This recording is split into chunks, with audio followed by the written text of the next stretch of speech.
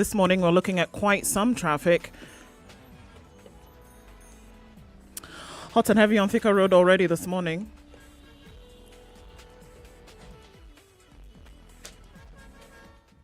Looking at some traffic already on Thika Road this morning, and it seems to be coming out into the city centre, going to the Pangani underpass. It's actually quite some, and going to coming off of Kiambu Road, already packed, guys. Bumper to bumper is what we're looking at as you get to the Muthaiga Square, and then out towards Ngara. We will see that you should be able to use Wangari Maathai Road going out into the city. It should be all right. All right, coming off of Mombasa Road, already looking quite heavy from General Motors through to the Nyeri Stadium roundabout. You're going to go towards Langata Road. Erojo Road is an option for you coming in from the city centre. Remember, you're going to have to go round. It doesn't look too bad after that, at least in the meantime. All right, Langata Road is looking smooth now for the moment. It's just a for the moment situation. Hopefully it gets better, but it looks like it's going to be a packed morning. It's Thursday and things are already picking up quite some. Let's take a look at what it looks like. Don't forget, you can talk to us on SpiceFM KE on Twitter. Text on 40127.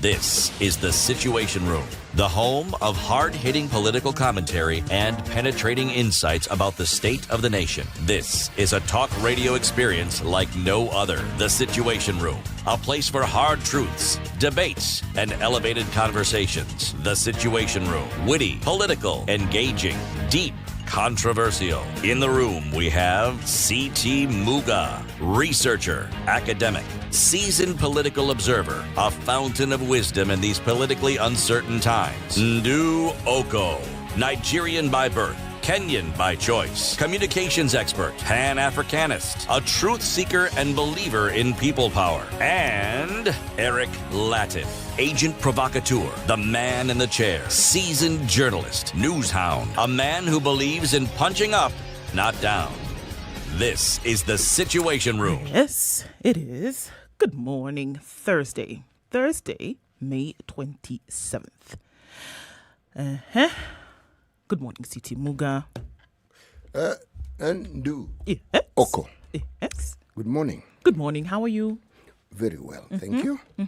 Yes. You know what, CT, I have to say. So yesterday, I just remembered this.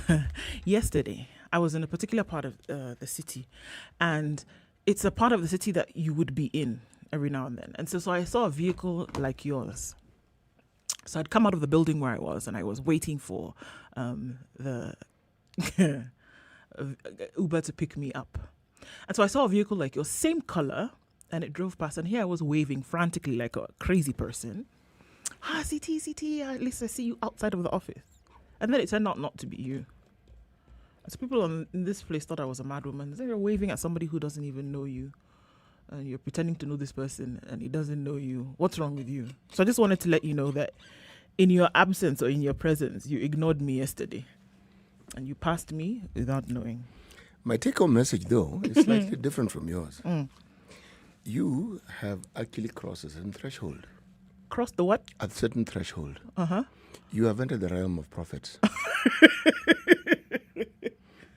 Because Why? you've categorically informed all our listeners that you are able to suss out and to figure out what the people who were around you were thinking. And They were looking at me, CT. They were looking at me like I had gone They mad. were probably looking in the direction that you are standing, and you want the only object they could have been looking at. And the truth of the matter is, people look in all directions at all the time. However, if you believe you're being looked at, even when someone is looking up, they're looking at me. they're looking at you. Look, at that moment, the world was revolving around me. That, now, you see, you have now gotten to the heart of the matter. In fact, I even said, sweetie. It doesn't show a sign see? of madness. Not really. No, what it means is that the person who was probably in the vehicle was absent-minded. That's all it means. No, what if they had waved at me and it was not you? That would have been good. It would have been really good for my ego. I wave at people whom I don't know. Oh, really? And yes. As a point of habit? Yes, it is. Even someone looks at me and seems to recognize me, I will greet them and ask them how their day is. as I continue walking. And don't allow them to be any more embarrassed than they should be. Well, the thing is, when you have lived the number of decades I have lived, the likelihood of having met people whom you can't remember but who can remember you is really high. So what harm does it do to just say hello? Hi, how are you today? Fine. You see, it's an opening. If indeed they were actually looking at me and there was a point of recognition, I've opened the door for a conversation. The foxy celeb. No. That's who they would have been seeing. Remember, you're talking to a former teacher. Well, actually, that is not true. I am still a teacher. I still teach. So, can you consider just the number of people I interact with? Well, I stopped being a classroom teacher in the conventional sense of the word. Yeah. And I stopped teaching adolescents many, many years ago, decades, in fact.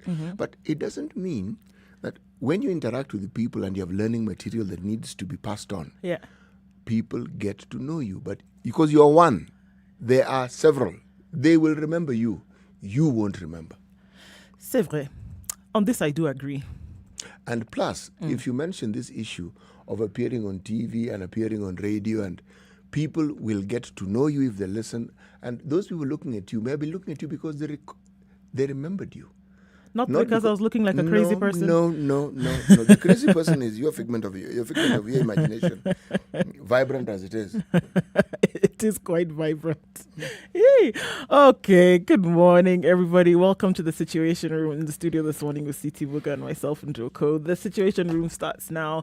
A lot of conversations that we hope that you'll be a part of with us today.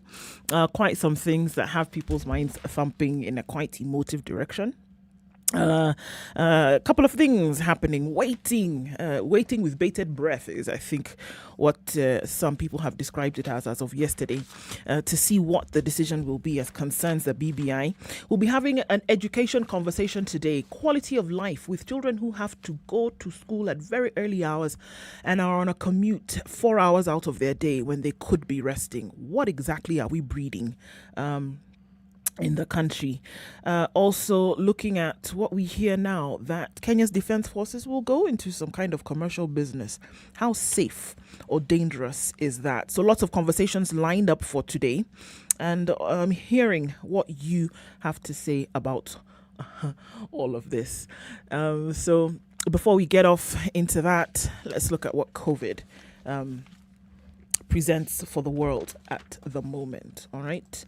Okay. So we're looking at still 169,076,168 COVID cases around the world, still being counted as severe. 3,512,187. Those are the deaths as a result of COVID-19 on a global scale. The questions are being asked right now: if countries like India have reached their peak, are we seeing a decline in numbers? Yes, we are. We are seeing fewer numbers than we saw last week. Are things getting better in terms of the severity of how COVID has affected people in India? Is still up there, but in terms of the numbers, those are actually dropping. Let's bring things closer home and look at what the Ministry of Health is telling us as concerns COVID-19. Still, interestingly enough, having not been able to cross that 1 million vaccine mark. 960,379 people in Kenya have been vaccinated. 58 and above, 291,259. 164,588 health workers have been vaccinated. 151,127 teachers have been vaccinated. 81,158 security officers have been vaccinated. And 272,247 others have been vaccinated. As you would say, Jijazie, who others are. 431 people tested positive for COVID-19 Wednesday, bringing the total number of confirmed cases in the country to 169,356. This number was derived from a sample size of 5,846. So we're looking at a positivity rate from this sample of 7.4%. All right. So, yeah. It still continues. The numbers are, teetering around the 300, coming a little lower. But the fact remains that the Ministry of Health is still asking and still reminding us that COVID is here, it's real, and there are certain things that we must do to protect ourselves, which I'm hoping by now we all know what those are. But remember, this is also against a backdrop of certain African countries not just having received the AstraZeneca vaccine, but not being able to utilize them and so destroying them. For instance, Malawi destroyed 20,000 doses of AstraZeneca vaccine. Southern Sudan announced that it would destroy 59,000 doses. Yes. This was before the expiry date of April the 13th. Yep. This is again another backdrop of countries that have vaccines, haven't destroyed them, but are simply not utilizing them. So you have very, very low numbers of individuals within those countries who could have received the vaccines but are not. Why am I bringing this thing up? I am saying the discussion around vaccine appetite should be looked at in a balanced manner, because it appears we keep pointing fingers at the West. Yes, we do. And we are pointing fingers at people who are showing us clearly where they place their citizens. Number one, they focus on the citizenry and they ensure that they have more than they need so that any member of that particular society, of that country, can actually get vaccinated. Yes. Yep. There are those who've argued that some of the vaccines, well, storage. AstraZeneca is stored at ordinary fridge temperature, for heaven's sake. There's no reason why you should not be able to get it. For heaven's sake. Yes. So where is the importance is the question. Coming off of that, 3 COVID variants have been confirmed in the country. Top research organization that has been conducting a genome sequencing of the virus has said that it is of concern that all 3, from the Brazilian to the Indian to the UK variant, have been found in Kenya, and the Ministry of Health is urging Kenyans to heighten their vigilance to curb the spread of the strain from India. So all 3 have been found here, and the Ministry of Health says, guys, if there was ever a time to be careful, it is now. We have detected the India variant, particularly in Kisumu, through genome sequencing, and it's good for us to know that we can prepare. I am urging the people in Nyanza to be extra vigilant because it spreads faster than the South African variant. Okay, so that's what's coming up. We're going to take a break now and look at the weather and a couple of other things and come back and take a look also at who's online saying hello to us this morning. We will say hello to you. The conversations continue now.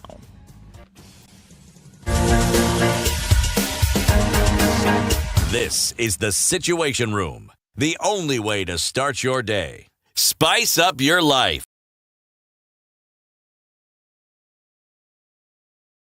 24/7 around the world, non-stop. This is Spice FM. Procurement of legal services has been challenging due to the COVID-19 pandemic. In view of this, SpiceFM has partnered with the International Development Law Organization and the National Legal Aid Service to answer all your questions regarding access to legal aid services during the pandemic. Tune in to Double or Direct with Olivia Otieno every Saturday from 10 a.m. for weekly informative and interactive sessions with the help of legal professionals. Hello. Halo, umesikia? Nimesikia nini? Hujasikia habari? Hebu acha nikuambie. Kile kimetokea. Hello? Hello? Hello? Don't wait for hearsay. Dial *550*1# to read the standard e-paper from the convenience of your mobile phone for only 20 shillings from your telecom line, and stay up to date for a reliable source with over 100 years of experience with no additional data charges. Okay, so what are we looking at this morning? In Nairobi, partly cloudy conditions already, 14 degrees. We'll see those clouds linger for some time. It'll go to highs of 24 and lows of 14. Nyeri is cloudy at 13, highs of 22 and lows of 14 today. 26 will be the high in Nakuru. It's partly cloudy at 13, highs of 26 today. 24 will be the high in Eldoret. It's clear at the moment at 11. That will be the low as well. Mostly clear conditions in Kisumu at 18, highs of 29, coming down to lows of 19 thereafter. It's mostly mostly clear in Kakamega at 17, highs of 28 and lows of 15. 31 will be the high in Mombasa. It's raining lightly at 25. 26 is what it is in Malindi. Light rain this morning as well, highs of 30 and lows of 26. Mostly clear conditions in Kampala, highs of 26 and lows of 18. Partly cloudy in Dar es Salaam this morning at 21, highs of 30 and lows of 22. It's clear in Johannesburg at 9, highs of 21 and lows of 8. Lagos is raining this morning at 28, highs of 32 and lows of 26. We're looking at clear conditions in Kinshasa at 23, highs of 32. 22 is what it is in Beijing, getting warmer and warmer as the months come by. 27 will be the high and lows of 17. 20 the high in Paris. It's clear at 8. Clear conditions in London as well at 10 degrees, highs of 19. And clear in New York on Wednesday night. We're looking at highs of 30 and lows of 21 coming into Thursday morning.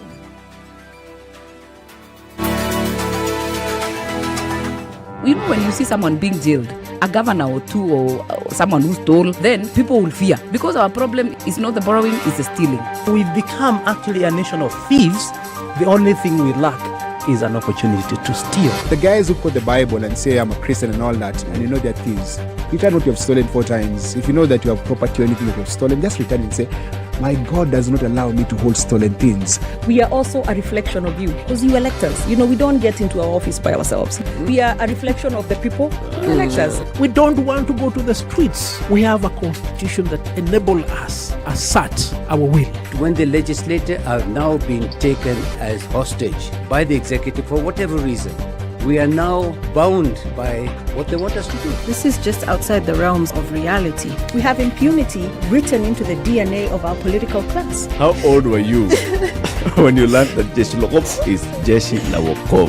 I can't say it very well. You know, Jeshi Lokop. And everyone knows.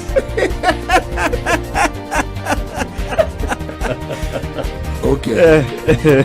This is the Situation Room, the only way to start your day.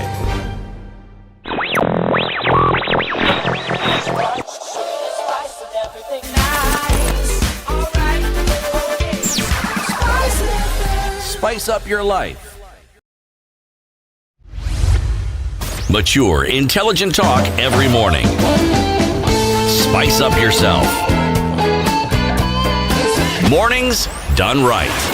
94.4 Spice FM, Nairobi. Nairobi at 94.4 this morning is the Situation Room, Kenya's biggest conversation. The live streams are up. Spice FM KE at YouTube and Twitter. We'll let you know about Facebook in a short while and how that is being sorted out. In the room this morning with Nduoko and CT Muga. Let's say hello to you this morning. I hope everybody is doing all right. And thank you for getting on this train. It's taking off right now.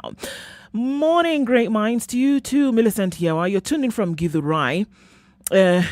You see, Millicent is telling me, Paul Ndu, for what happened to you, Jana, it must have been embarrassing. CT, when you see, when you go through such in the streets of Nairobi, as much as CT may deny it, to a woman, it's not encouraging. See? I cannot counter it. All I can say is I have learned something that I didn't know.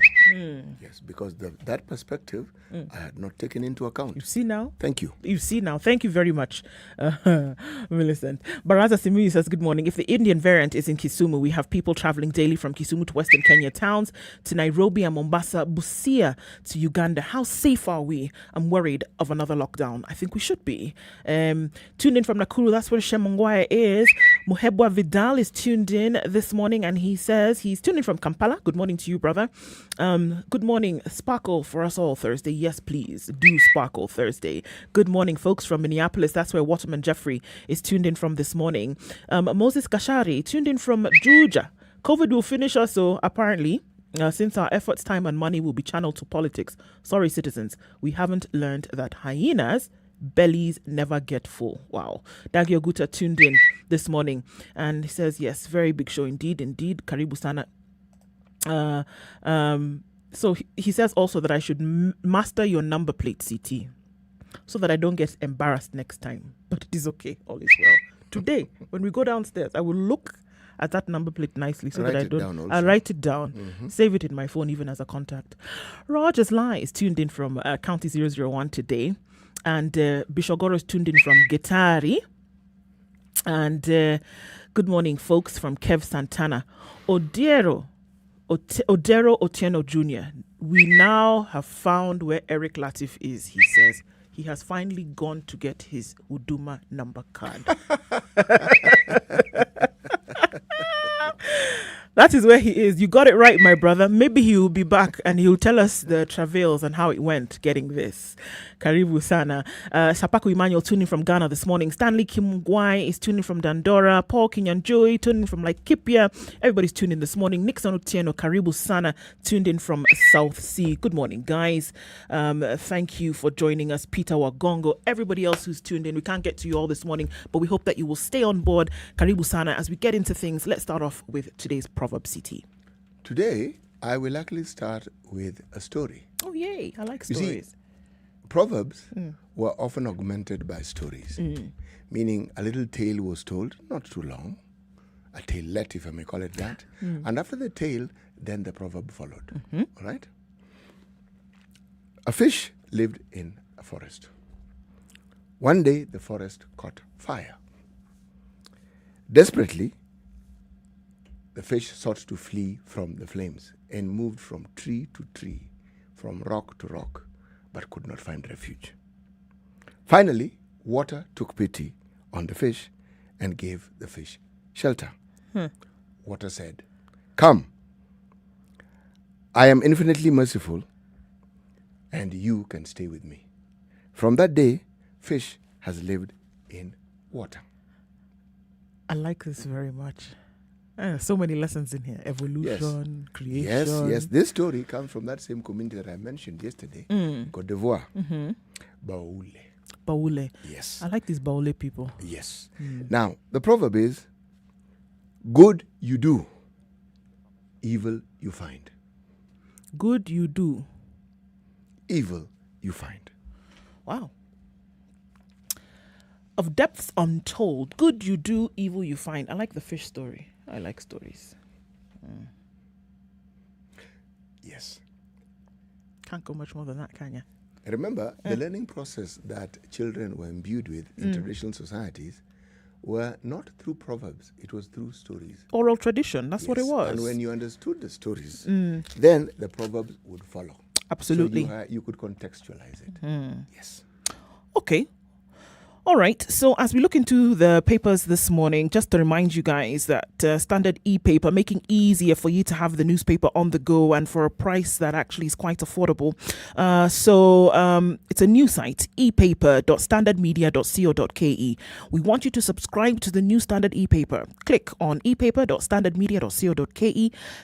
Click on the login icon on the top right corner of the screen. Enter your username and password or create a new account for yourself using your Facebook or Gmail account credentials. Once you log in, you can select Read Now. And so you have the editions at your fingertips and the homepage will lead you to your subscription plan page. And so with M-Pesa or your card, you can start enjoying the Standard e-papers, and you have access to the e-paper for 10 shillings per day, which is a limited offer. Full access to the Standard Insider premium content, access to new exciting and informative magazine pullouts, and you have your daily Sudoku and crossword puzzles, unlimited access to tenders, jobs and mailing listings, motor listings, a daily bulletin with links to top 6 stories in the last 24 hours. So epaper.standardmedia.co.ke, log in, pay 10 shillings, and you have access to all of this on a daily basis. How about we get into what the papers are saying today and what headlines are jumping out at UCT? The one that actually caught my attention is the headline on the Daily Nation. Now, this one, of course, touches a sore spot with me. TSC spells doom for education graduates. Take 3 guesses. Who is a former education graduate? Of people in the room? Yes. Okay, it's not. It's not you. It's not me. Yes. This is what the headline is telling us, all right? Long, windy path for students who wish to pursue a career in teaching, as employer recommends a regular Bachelor of Arts or Science followed by a 1-year postgraduate diploma in education to qualify for registration. This would bring to an unceremonious end, the decade-old Bachelor of Arts Education degree started in 1972, just for your information, popularly known as B.Ed, through which thousands of Kenyans have trained as teachers since the early 1970s. Now, it is something that they have proposed, and the TAC is on record as having sent these particular proposals and had some mention and brief discussion on its content through a webinar earlier on in the year. However, there's a back and forth. Some vice chancellors in our public universities who are in charge of the university, some assistant vice chancellors, say they haven't received it. However, there are those who say that they have received it, and June the 2nd, a few days from now, they are hoping that they will be having a discussion on this very proposal. Now, all these things are good, whether they received it, they didn't receive it. But the thing that I found puzzling, you have a system which works, okay? 3 years, you have an amalgamated program that teaches whatever art or science subject somebody wants to pursue, and they also teach you education in the process. For me, good thinking. You now want to separate it and teach the discipline, whether it's science or arts, and then add another year of their learning education and giving them a diploma. Whereas the combined course that gave you a Bachelor of Education gave you precisely that same thing. So you have to ask the question, why change it? As they normally say, if it ain't broke, don't fix it. The reason they gave is that the proposal is meant to align teacher training at the university level to competency-based curriculum. Bank. No. This is utter nonsense. There has been training of teachers to align whatever they've understood and known with the CBC. That has happened concurrently. Yes. That has happened while teaching is still going on. And why can it not be a continuous education program so that during the school holidays... Take a refresher course. Precisely. And you can take a refresher course to the point of even getting a diploma if you wish. In that area? Yes. So that you become a certified CBC teacher, for example. Precisely. And if it's mandatory, then create a forum within which, you see, in the days when you had that learning that took place during the periods when people were on holidays, because we didn't have online learning. What prevents the TAC from creating a forum where teachers can actually learn online and get certification? If you really have this feeling that you must see them in person, then for the exam, let them appear at some establishment. Yes, for the actual exam, whatever it is. But to stop a program that has served us well all these years, and the only reason you're giving is that it's supposed to align teacher training. Teacher training, by the way, I'm now talking as a trained teacher, enables you to be flexible in mind and to cope with the changes. Exactly. When we introduced the 844 system, we didn't change that particular system. Teachers were trained in the details of the 844 system. When you change the curriculum or the books that are being taught, you don't change the entire educational structure. It's just a part of it. You simply, get the teachers acquainted with that subject matter and how it is you want the content delivered. You do not change an entire system simply because you are saying that you need to align the educational training to the competency-based curriculum. The people it's going to cause a mess here. Yes. I'm going to town on this one. This is one mess that we're actually going to see being caused. The people who are behind the TAC, if some of them are teachers, then they've clearly forgotten what the training was. If indeed they went through a Bachelor of Education course. This is a failure. It taught you all this.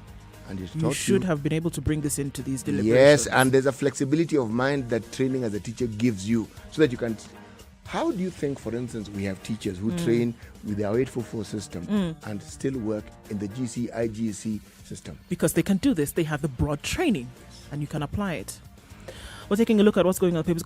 Let's take a break now and look at traffic in a short while and come back and continue look at stories that are making headlines today.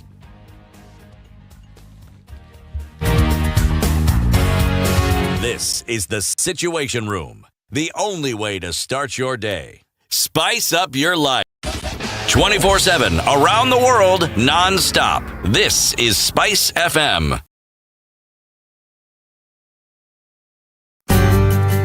We have all experienced or witnessed period poverty without knowing it. 28th May 2021 is Menstrual Hygiene Day. Kasha, an e-commerce platform for women's health and self-care products and information, wants you to join in our campaign towards empowering women as they #break the cycle.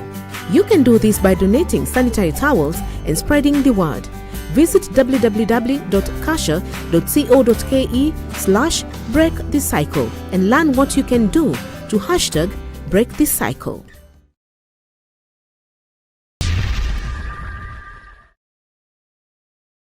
We've been all through it, you know. We go to school, study hard, get the much deserved grades and celebrate our graduation. Then reality hits us. We get to the job market and we simply don't know where to start off. Thankfully, by visiting jobs.standardmedia.co.ke, your next career breakthrough could be a click away. Get the best in career advice, employment opportunities, internships, part-time jobs, CV writing and interview coaching. Give your career the much needed lift on jobs.standardmedia.co.ke.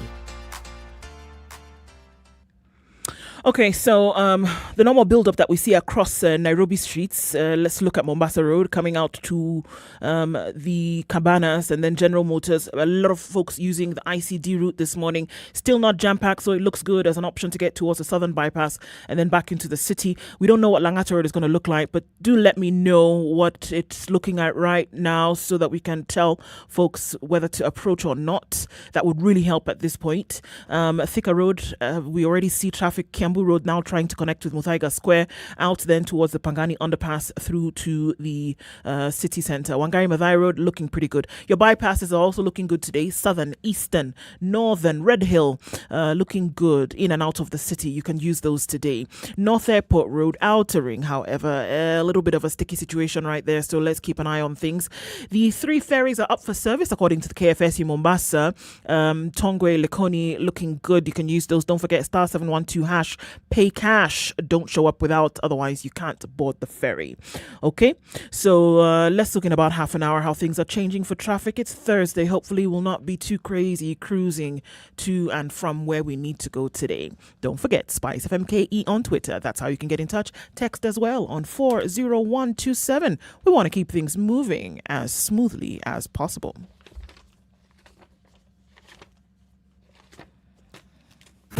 Miaka 20 safari ilianza ya kutuunganisha kama Wakenya. Twende tukiuke, let's go beyond, let's go beyond, let's go beyond. Mimi na wewe tujibuni, kazi let's go beyond, let's go beyond. Kwa juhudi na matumaini, twaelekea kesho pamoja. Twende tukiuke,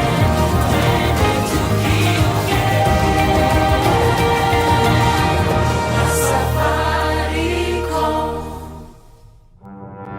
There are so many people peddling what is false and that it bears remarkable resemblance to what is true. Politicians have their agenda, and their agenda is to use every opportunity to sell that agenda and to loot this nation. I have seen major strides that are done in this country when we talk to each other as against talking at each other. We start getting back into the tribal cocoons which were put to us by the colonial powers. You know, they gave us physical freedom but not mental freedom. We're still mentally colonized today into these cocoons of tribe. Now, if you live in an area where it's difficult to find a dog, he's a goat.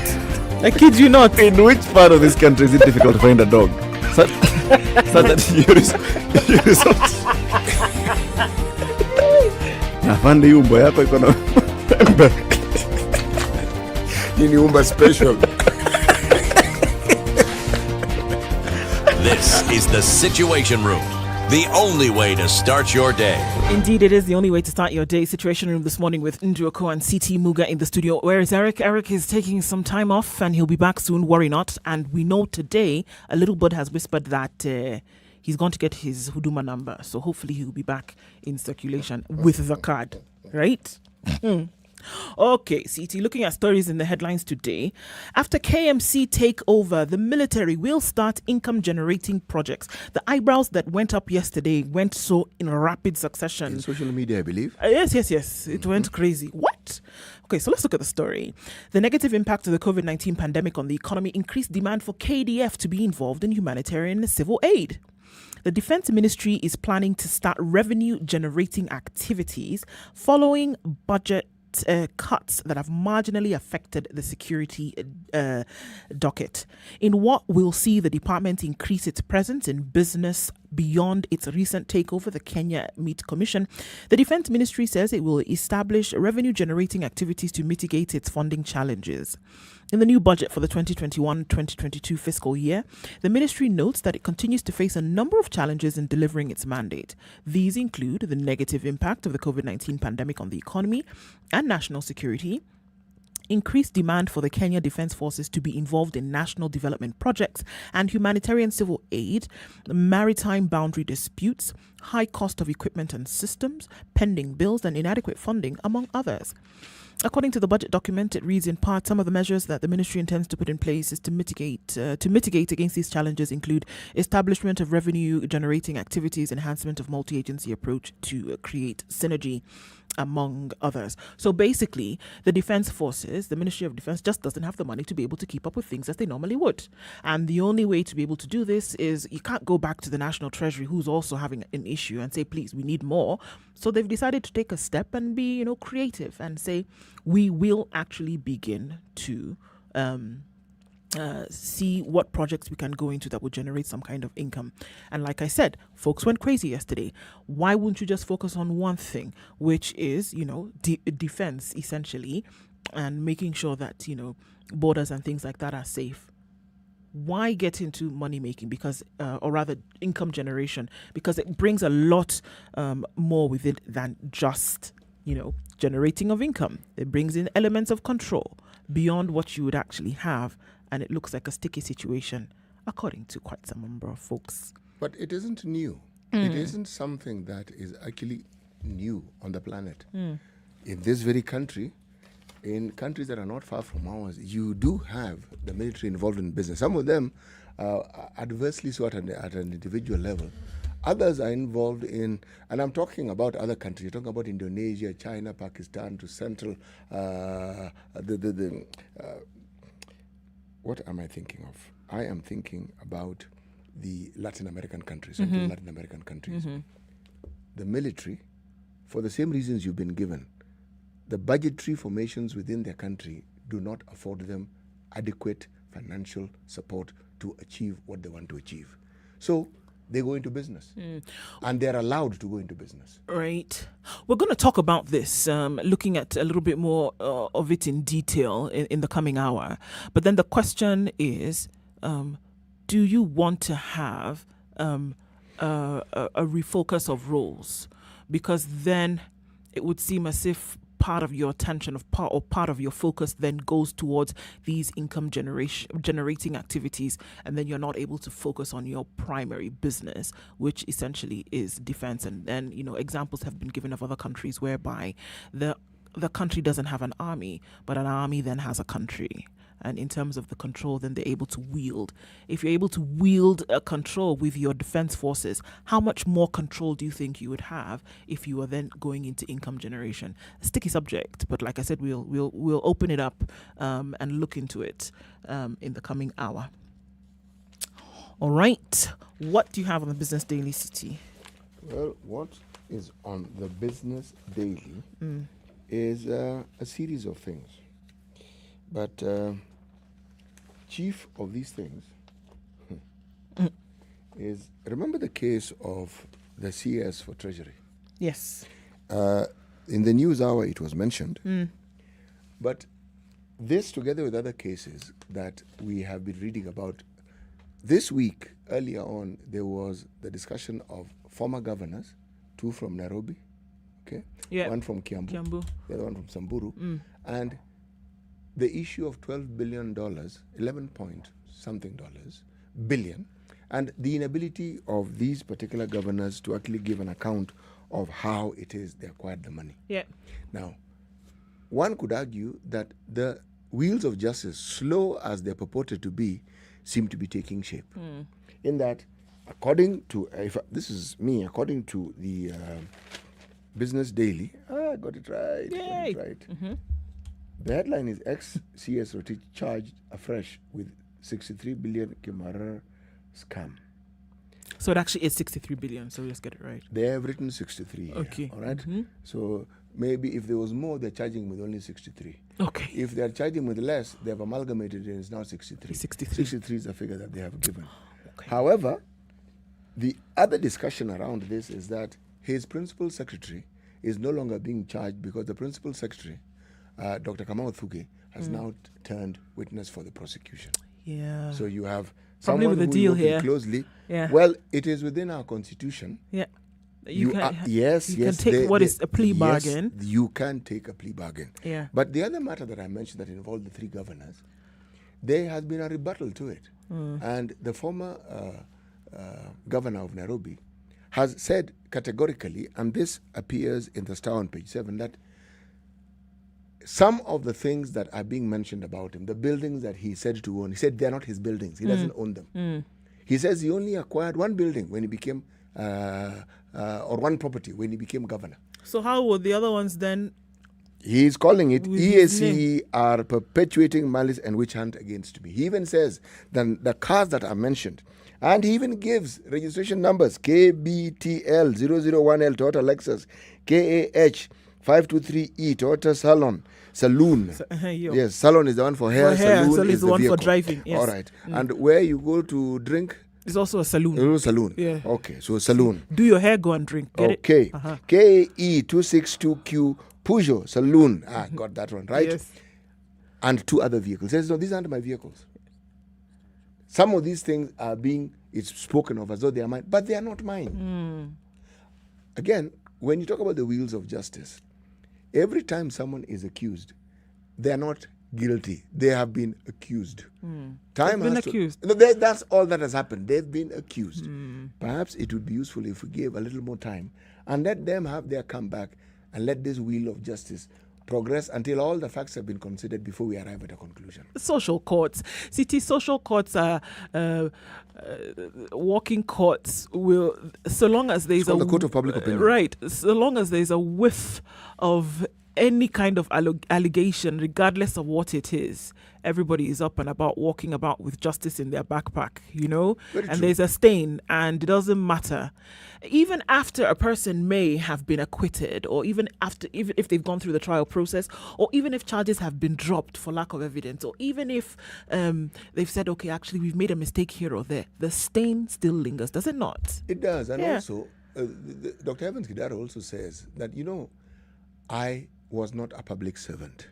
And the properties that I owned them before I became a public servant. So really, anyway, let us listen, keep a close ear to the ground and close eye to the ground and see what develops. happens. Yes. Okay, so in the MyGov government pullout for this week in the Standard, on the front page of that weekly review of MyGov, the government is warning Kenyans defying COVID-19 protocols as infections surge. The National Multi-Agency Command Center, says Kenyans, especially in low-income areas, are not strictly following the MOH rules as positivity rates rises from 3.3 to a high of 10%. So, the National Task Force on COVID-19 has decried the blatant flouting of the COVID-19 protocols, even as the country stares at a possible spike in cases during the cold months of June and July. Speaking at the National Multi-Agency Command Center on COVID-19 headquarters in Embakasi, the commander of the center, Major General Ayub Matiri, cautioned that such laxity will be costly if not checked in good time. It is our collective responsibility to fight this disease as we approach the cold season. People tend to crowd in small spaces to keep warm and will inevitably worsen the situation, he said, pointing at informal settlements and marketplaces, which he termed as high-risk areas. The commander noted that patrols by the NMACC officers across the country have revealed many Kenyans, especially in low-income areas, are not strictly following the MOH protocols, risking their lives and those of their loved ones. This is what we are looking at. There are many things that are going to come in and probably... So, remember when we talked about the experts saying that there would be a spike in COVID-19 cases come July? What we are looking at now is the cold weather has something to do with it. Look at the countries where we saw spikes now following their seasons. November, going into the cold season, the fall, the winter in the Western Hemisphere. Same thing is going to happen here as a result of this. Not maybe, it will happen. And now the ministry as well as the command center is saying that informal settlements will be a little bit crazy because people essentially are huddling together, and those are high-risk spots, and is asking everybody to please employ serious vigilance when it comes to this. 10% from 3.3 a couple of weeks ago, positivity rate of what is currently lingering in the country. The numbers are a bit worrying. Remember the discussion yesterday with regards to Kisumu? The anticipated visit by the head of state? Yes. Well, Madaraka Day guest list. This according to the Star on page 2. The guest list cut to 90% by COVID rules. Oh, fantastic. And COVID rules enhanced. Cut to or cut by? By. Cut not by. to. Two Okay, I was rules going to now. say what? They were 10% now. Yeah, so now. we've got 100. No. No. By. Okay. I apologize. I Okay. think it's a slip. This particular report by Faith Matete and John Mushangi, they indicate very, very clearly that one of the problems with reference to the so-called Indian variant is that the AstraZeneca vaccine, with the first dosage, is only 33.3% efficacious, meaning the protection only 33%. But upon the second one, it goes up to 60%. You boost it some. Yes, but of significance, the governor of Kisumu, Professor Anyang' Nyong'o, Peter Anyang' Nyong'o to be precise, said that they will be unveiling at the Jaramogi Oginga Odinga Referral and Teaching Hospital 100-bed capacity comprehensive COVID-19 care center. Oh, this is good. Yes. So they're opening up this new hospital, and it will be equipped with state-of-the-art, you name it. Let's see it. That 1st of June, many things are happening, eh? Yes. Okay. Yes. A lot of things are going to happen. Let's wait and see how that opens up. Let's take a break now really quickly, but I got to tell you about Standard Jobs, okay? standardmedia.co.ke/jobs. Subscribe to job alerts, have an opportunity to see what is available on the job market. And this portal has been created to bring in those who will be looking for jobs in this time. And there are very many for you to be able to go in, create a profile, and then upload your CV as you apply for these jobs. So your CV remains on file, and you can basically use it to apply for a next vacancy that shows up. What are we seeing today? Management accountant with Janta Kenya, core network planning engineer with Safaricom Kenya, project and contract manager with Pan-African Climate for Justice, communications officer for the same organization, advocacy officer. They have quite some in terms of vacancies today. And we're looking at more of those. Communications and knowledge management officer for the same organization. So they're putting out some today. Get onto the platform, see what's available, apply, and you never know where your next job could be.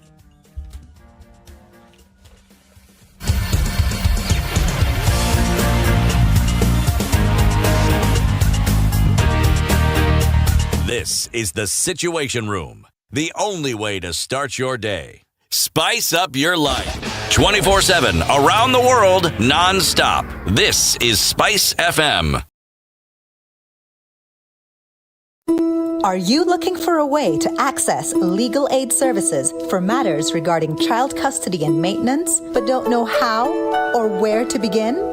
Join me, Olivia Otieno, on Double O Direct this Saturday from 10 a.m. for the Lawyers Direct Legal Clinic, a special interactive session where we will be joined by legal professionals to learn about the mandate of the National Legal Aid Service and answer all your questions regarding access to legal aid for child custody and maintenance. That's Double O Direct this Saturday from 10 a.m. on SpiceFM.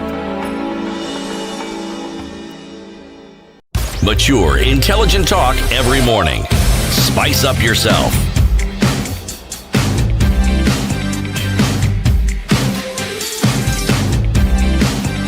Mornings done right. Situation room this morning, Nduoko and CT Muga with you. We're looking at what's making the headlines. The front page of the Standard CT. Apparently, there's a rumble in Mount Kenya. Did you hear it? The rumble from the mountain. Well, yes, the Star seems to have the same idea. And they say East and West, Mount Kenya headed for a nasty political split. Oh, why? So the Standard aren't the only ones who seem to be of that view. Oh, they're not the only ones who've heard the rumble. Okay, so already looking beyond President Uhuru Kenyatta's final term in office, a vicious, I like these adjectives, power struggle has erupted among top politicians in the vote-rich Mount Kenya region as leaders position themselves for higher political offices in next year's succession elections. So there was a press conference yesterday, and we see governors Mwangi Wairia from Murang'a, Lee Kinyanjui Nakuru, and Anne Waiguru Kirinyaga addressing journalists at the Sarova Pan-Afric. The leaders vowed not to allow anyone divide the Mount Kenya region and warned that their numbers should not be taken for granted. Usi Tuonevi is basically what they are saying. Well, let's say that is a summary of what they actually said, shall we? It is, yes. They're now positioning themselves for higher political offices and aligning themselves ahead of next year's general election. So the Mount Kenya region has produced 3 presidents. The region has been thrown into a political spin, given that unlike in the past, the current political situation has not produced a local leader who could easily take over from the mantle from Uhuru. Well, the former governor of Kiambu is also quoted as saying, let it be known, that is one Excellency Kabogo, William Kabogo, let it be known that our numbers are our strength. Yeah. Actually, vote rich. Actually, no. That is really not the whole story. The numbers are a strength only if they are united. The numbers, if you do not speak in one voice, and I think they understand this perfectly, that is why they talk about speaking in one voice, then the numbers are just numbers. That's why they've come together. Yes, when we had a situation where the President Kibaki wanted to fight for the presidency, Matiba fight for the presidency against President Moi of that particular time. Yeah.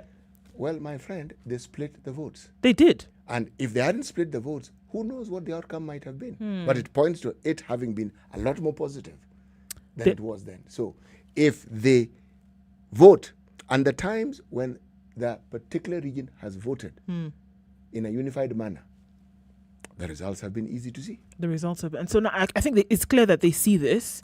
I think it's interesting to note that there's only one woman here. It's a just governor. But the question that I would like to ask, and the unifying figure, if you ask me, is Uhuru. There's talk as though Uhuru is going somewhere. Uhuru isn't going anywhere.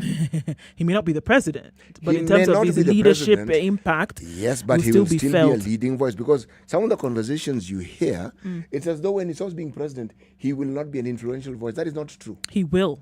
He will be an influential voice. The only woman that appeared in this political leaders and governors address yesterday, Anne Waiguru, she said, we are here to start a journey of bringing the region together because our numbers cannot be taken for granted. So they realize that they have an importance of numbers, but they also realize that it would be to their detriment if they did not bring this together. Actually, it is them who shouldn't take their numbers for granted, not anybody else. They are the ones who should not take these numbers for granted. And they should ensure that those numbers work in their favor. Yes. All right, very sad story. Veteran sports editor Robert Soi dies, and this happened yesterday. Robert Soi, who previous sports editor at KTN, died yesterday at Nairobi Hospital at the age of 45. The former KTN sports editor and CGTN presenter was admitted to the hospital on the 20th of May for surgery to clear a blood clot that had developed in his brain after a fall. He went into a coma and was declared dead Wednesday afternoon. He was a motorsport and golf enthusiast and worked at the Standard Group before joining CGTN as an editor and operations manager. He reported the 2021 FIFA World Cup in South Africa for KTN and participated in the Safari Rally in 2011. He left the media to pursue personal projects and was a communication consultant. He's survived by his wife, Catherine, and 2 children. Tough. There's something I need to add here. Even as we're talking about that unity of the Mount Kenya region, there's a quote by Kiraitu Murungi that I think we need to consider, because it wraps it up fairly well. He says, we are always together as a gamer community. We want the West to support Muturi the way we have supported them in the past. This is a litmus test of whether we are together or not. Yep. It's a litmus test about whether we are together or not. Mhm. Well, let's see. Look, in some of these things, as we've seen with politics, it doesn't matter. Time is what will tell. Are you really together, or saying that it is us and our positions need to be protected? So the only way that can happen, or the only way you can bring in anybody else who might help, is to be together. And so, if anything, this is a show that they are united. But only time will tell as to really whether they are. Dude, that's a sign they are not together. That they have to come together to show that they are, shows that they are not. Yeah, they're not together. They know they're not together. Or the coming together, they realize that they need to be together. You need, first of all, you want the optics. Mm. If you're together, what do you need the optics for? You just go on with your business as usual. They know very well. They understand the fragmentation better than anybody else. Mm. The rest of us are probably just observers to this particular drama that is unfolding. But they understand. And these are the kinks that they want to work on. Mm. Yes. So that the togetherness that is being spoken of becomes, should we say, a permanent reality. I hope it works. I really do hope it works, because to see this fragment or fall apart would be a bit iffy. Okay, literally seconds to the top of the hour. And new plan to restore lost citizenship. I think we'll just look really quickly at that story when we come back, coming after 7 o'clock. But Kenyans who lost their citizenship under the old constitution now have an opportunity to regain their birthright as the country embarks on a 60-day initiative to regularize their nationalities. It applies to people who were born in Kenya but relinquished their citizenship by denouncing it to another country at another time. And this is at the helm of the Interior Security Ministry. It's now 7 o'clock.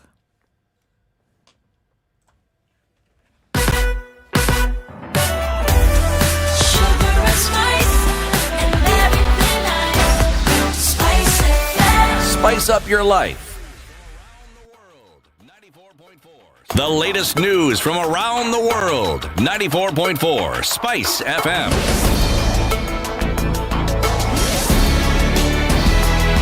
This is Newswire. I'm Dennis Setter. The President will this morning lead the country in the National Prayer Breakfast, which will be held at the Parliament buildings and hosted by the members of Parliament. The annual event brings together leaders from both houses, religious leaders, expatriates and business sector. Today's prayer breakfast comes at a time when there is division within the government, both houses of Parliament, and an existing misunderstanding between the executive and the judiciary. We will bring you the day's development with regards to this story. Mount Kenya leaders are out to protect their interests as the country's political temperature towards the 2022 general election gets hotter. Led by sitting and former governors, the leaders say that as a region that is rich in votes, their voices have to be heard and must be given a seat at the table. We have said we are here to start a journey of bringing our region together. Those numbers cannot be taken for granted. They must count for something. Politics and numbers go together. And if we hold the biggest basket, then our numbers must matter. And I think it's up to us as leaders to consolidate our numbers and align the agenda and interests of our region. They add that should they get a deal that does not match up to their votes, they will not hesitate from fronting one of their own. Na tukiona inafaa kusukuma mmoja wetu, bila shaka usishangae ukisikia kuna mmoja ndani yetu amesema. Kwa hivyo hiyo maneno ndio tumeanza safari sahihi. Many more would have come. This is not a select group, but we are just starting a journey. The polio vaccination exercise is ongoing across the country. Health CS Mutai Kagwe says the exercise is important for all children of age, asking parents to ensure that their children get immunized. This year, in 2021 alone, the country has reported 6 cases of a circulating mutated form of polio virus linked to Somalia. According to the World Health Organization guidelines, this constitutes a polio outbreak, and immediate response vaccination must be undertaken in all high-risk counties to stem further spread of the polio virus. He says that even as the country continues to fight the virus, we remain exposed due to porous borders and various other issues. Although Kenya reported its last wild polio virus in 1984, 36 cases caused by 4 importations have since been recorded. We remain at high risk of imported polio infections due to challenges in routine immunization as well as the conditions that exist in our neighborhoods, the porous borders, the movement of people across our borders, and these are the biggest causes of public health importation of virus. The president's security wasn't under threat, says government spokesperson Cyrus Oguna. This is after a civilian obstructed the president's convoy at Lakisama area in Nairobi. Oguna says the man was just happy and overly excited to see the president. This is Newswire. I'm Dennis Aseto.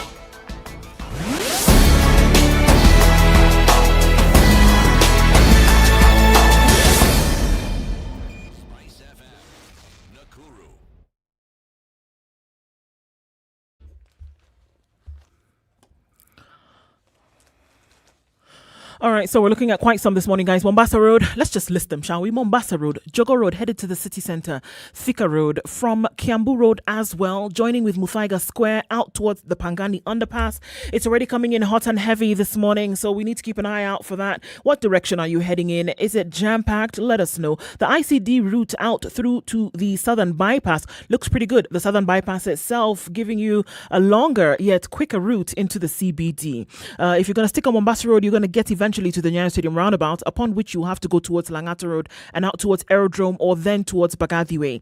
Gong Road, we've not looked at this for a minute, coming to the roundabout at the city mortuary. At the city roundabout at the city mortuary, it's moving slowly, going then towards Arving's Kodek or going down the Greater Gong Road. It should be all right. It's moving slowly, but we're not at a bumper to bumper. North Airport Road, Outer Ring, been giving us some sticky situations for the last couple of days. It looks like we're still in one today. The Eastern Bypass, though, you will then be able to go through that, connect with Thika Road, come out at Allsops, not too much of an issue, but then you're going to get stuck again right around Survey. The service lane's looking pretty good today as well. Okay, so let's look at it in a short while. Hopefully we keep it moving. Let's do what we can to make it safe as well. SpiceFM KE on Twitter, text 40127.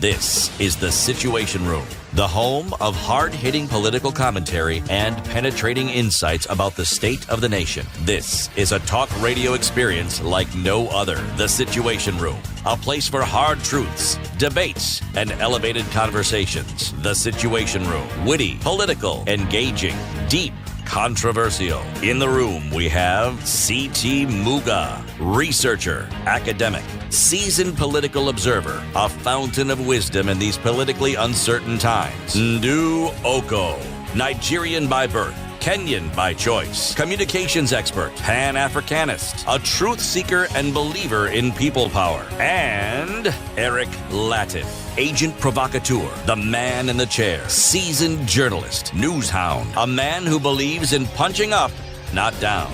Where are you tuned in This from is the this morning? Situation Nairobi, Room. you're on 94.4. If you're in Nakuru, you're on 96.0. Mombasa is 87.9. 96.7 is where we are in Eldoret. Nyeri at 90.9. 102.5 in Kisumu. And 97.7 in Malindi. The live stream is up. YouTube, Facebook, Twitter, SpiceFM KE. This is the Situation Room. It's Kenya's biggest conversation. You're in the studio today with Nduoko and CT Muga.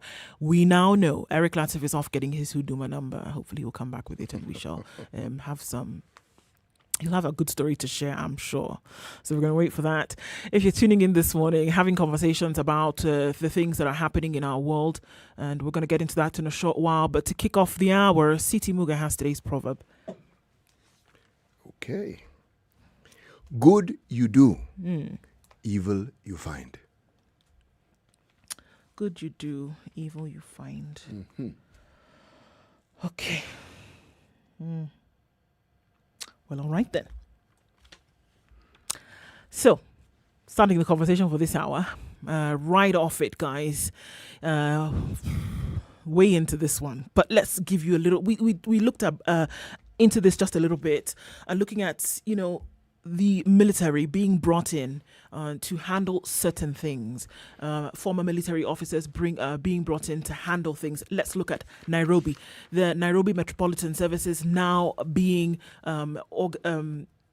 administered by a retired police, or rather a retired army officer, and saying that what we needed was streamlining of how things are operating within the city and within the county as a whole. We then saw the KMC take over, the Kenya Meat Commission. We saw the president the other day going in and, opening up this new refurbished center, and the military then working on making sure that everything flows smoothly. Many talks coming in about how NMS on its own was unconstitutional, and also we're looking at the military doesn't have any constitutional allowance to handle projects like this.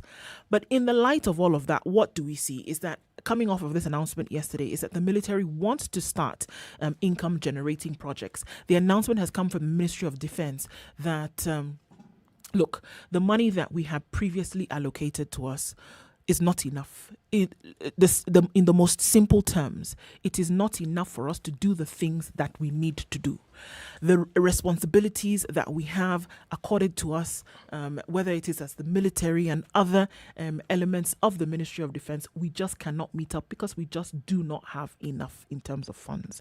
And the only way for us to get this sorted out is to be creative and come up with income generating activities. We will not be able to take our begging bowl back to the National Treasury because they just do not have. So what do? We must come up with some of these for ourselves. The KMC takeover would appear that it was an example of how this can happen. And so that now they want to come up with their own.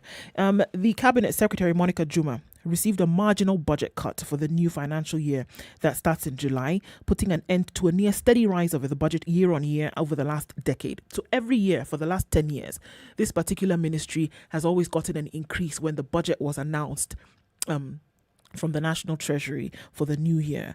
And so this would be the first time that we've seen such a significant cut in budget. And since Kenya sent its troops to fight terrorists in Somalia, Treasury has allocated 119.8 billion to the Ministry of Defense in the new financial year, compared to 122 given in the current financial year. This is a 2.5 billion shilling cut. It makes 2021 the best year for the Defense Ministry so far, where it got 122.3 billion.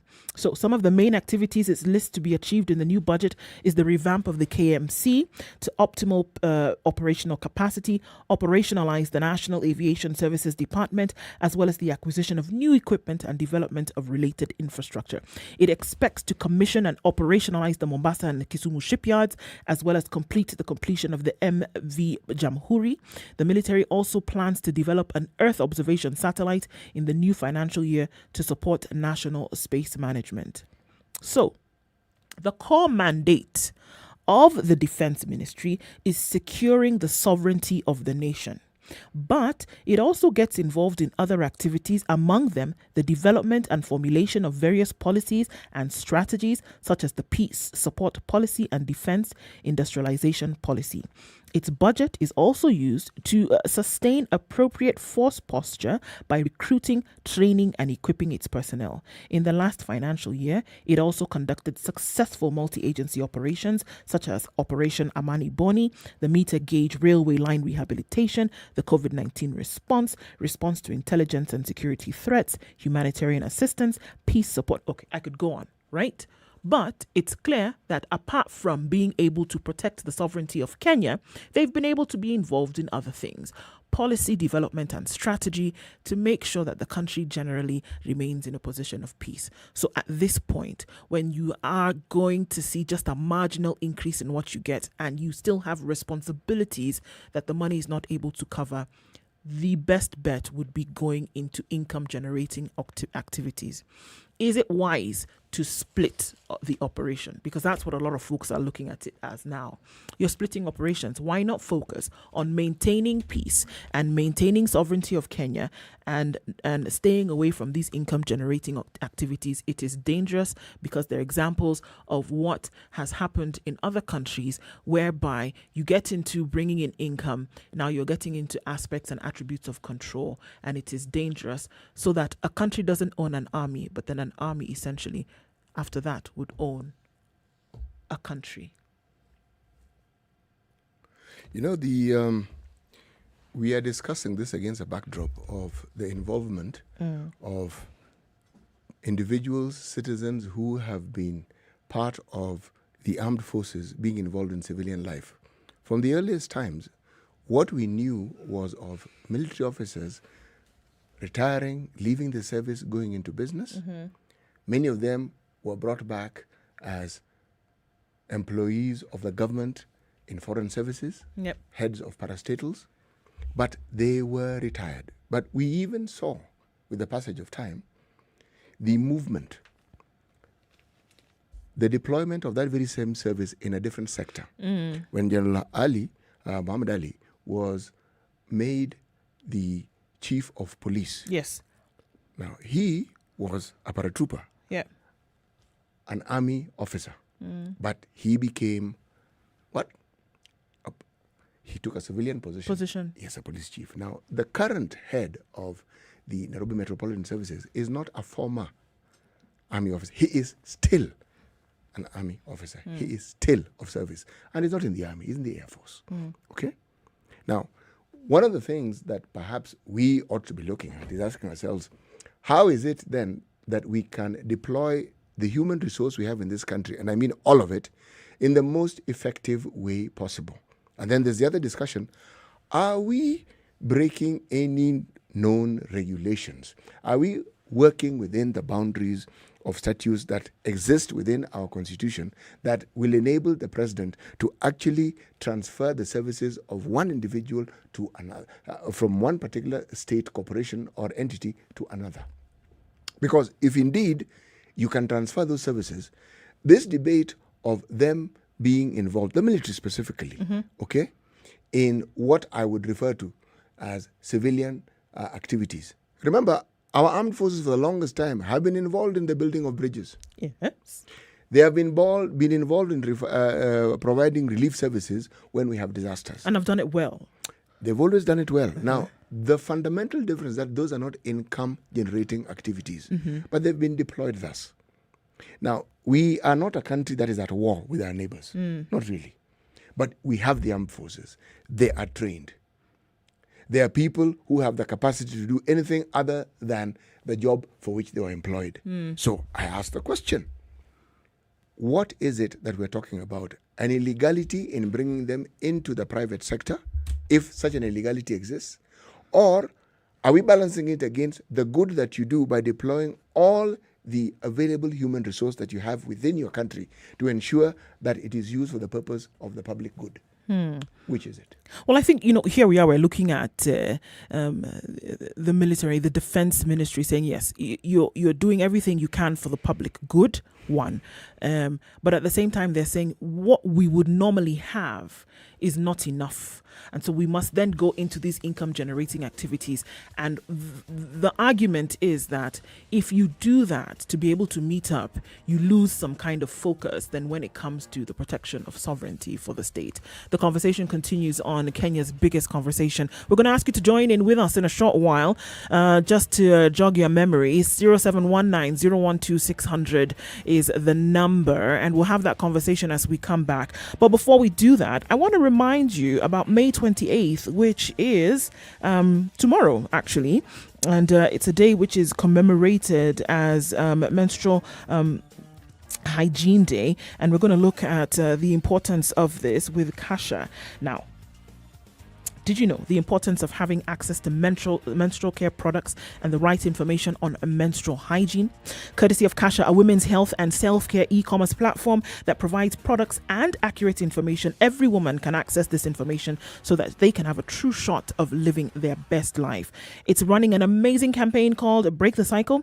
It aims to end period poverty by encouraging us to raise awareness and change negative social norms around menstrual care. So they've gone the extra mile, folks, and we've said partner with the Heals for Pads Foundation, and what they're saying is calling on all of us to donate sanitary pads and give every woman a chance to experience proper menstrual hygiene. So you can donate as well. Just log on to the website www.kasha.co.ke/break the cycle. That's www.kasha.co.ke/break the cycle, and help us break the cycle.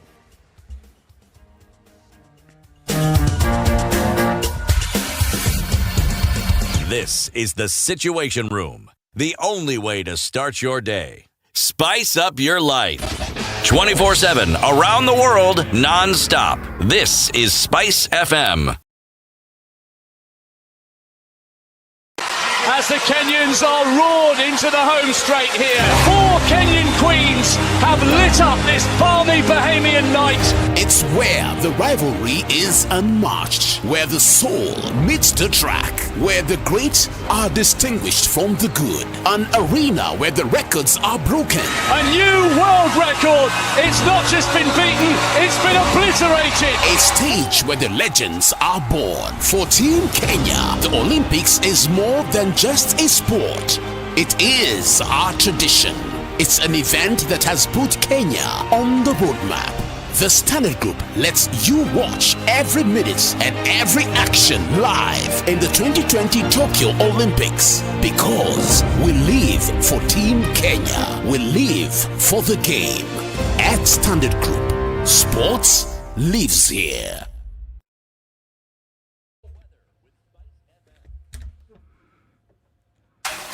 The weather with 13 degrees and mostly cloudy conditions in Nairobi, cooling down ever so slightly. Highs of 24 today, coming back down to lows of 14. It's cloudy in Nyeri at 13, highs of 22 and lows of 14. Partly sunny conditions in Nakuru at 13, highs of 26. 12 degrees in Eldoret and sunny conditions, highs of 24 and lows of 11. 29 will be the high in Kisumu today. It's partly cloudy at 18. 17 degrees and partly sunny in Kakamega, highs of 28 and lows of 15. It's 25 degrees in Mombasa and raining in some parts, highs of 31 and lows of 24. We're looking at light rain in Malindi at 25, highs of 30 and lows of 26. Partly sunny conditions in Kampala at 20, highs of 26 and lows of 17. It's sunny in Dar es Salaam at 22, highs of 30 today, highs of 21 in Johannesburg, where it's clear currently at 9. It's raining in Lagos at 28, highs of 32, and 33 will be the high in Kinshasa, where it's mostly cloudy at 22. It'll go up and come down to lows of 23.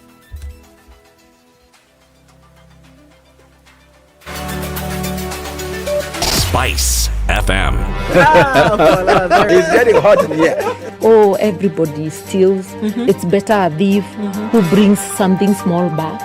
And I say to myself, there's no better thief. A thief is a thief, period. All those bribes, how much they are getting per year, how much inconvenience they are causing, as much as you call it a small case, it's worth it to be convicted. The truth is, we are a tribal nation. Because if we were not tribal, and I want to go back to this, you cannot continue walking around with a mug which is clean outside and it's rotten inside. We have become a fuliza country. We have mortgaged our country because of debt. You've got one chef working and the assistant chef wakati anatakana koroge unga nini hayuko. This is the Situation Room, the only way to start your day. Mature, intelligent talk every morning. Spice up yourself.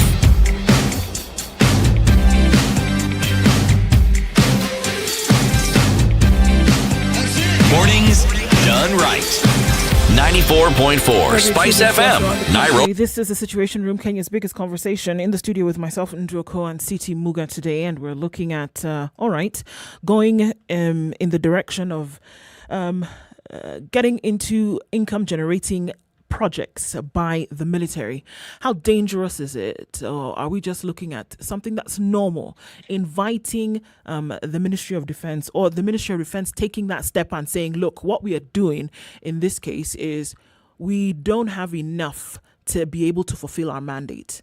And rather than sit down with our begging bowls over and over again to National Treasury, what we are doing is actually opening up and saying we can be involved in income generating activities to make sure that we don't suffer any kind of lack or loss when it comes to those activities. Is there something fundamentally wrong with it? And those who have, we like I said, yesterday when this was announced, we saw quite a lot in terms of reactions. Is this the way you want to go? Having looked at countries whereby the military or the armed forces essentially run the country, and if you did the historical trace back, you would find that that is how it started. If you want to look at countries like Pakistan, if you want to look at Myanmar today, where it is the military who has stepped in and said elections that took place in November last year were not free and fair. We have taken over and we have put in a transitional government to then be able to handle matters. When we say is when it will be. They've been very vocal in how they've run things in the country, whether it is economics, whether it's down to how the internet will be dispensed to citizens, down to how you'll be able to go shopping or walk during the day. It is the military who is now in rule. But what happened? They were given an inch inch, you start a little bit, take an inch, you get a mile. One of the countries that you mentioned today, Pakistan, a country here on the continent, Egypt, to say that the military with such a strong presence then is able to control how things are run within the country, from commercial to development being involved. Are we able to draw a line then between income generating activities, being invited to run projects which had previously fallen apart, or giving control to an giving control to a department that could essentially take control? Done, dusted. Huh? Dead. That thing, it didn't fall apart. It was finished. There was nothing that was ever... KMC was not going to rise from the ashes. It was finished. Done. Dusted. Gone. Gone. Completely gone. How many commissions or commissioners or employees did KMC see over the years trying to supposedly revive it? A new paint job, a new this, a new the other, a new the other. Zero results. Zero. The discussion is important, but we don't live in the normal times that we've always lived in. These are unusual times. These are unusually strange times. So, are we going to make the same sort of decisions that were made previously to solve problems that are completely off the charts?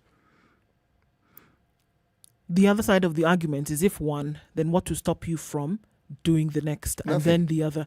Nothing. So then essentially what you're saying is, I can see the elements of order and precision that this particular sector would bring in, the military would bring in to some of these, like you say, in need of resurrection projects, right? I can see the order that it would come. But then I can also see the fears of those who say we ought to be very careful, because if you hand over the operationalization of some of these things to this, what you have is a sector that knows control. That you see it working here, and then the question would be, then why can't we give this one and another and another? Entering into income generation activities. On one hand, you're splitting your focus. Splitting your focus and saying this is what actually you should be focusing on. On the other hand, coming in and bringing an element of order and control into some of these sectors that have essentially fallen apart. What you're doing, you're number one, you're splitting the focus, and then number two, you're giving control to a sector that might not be able to control their control.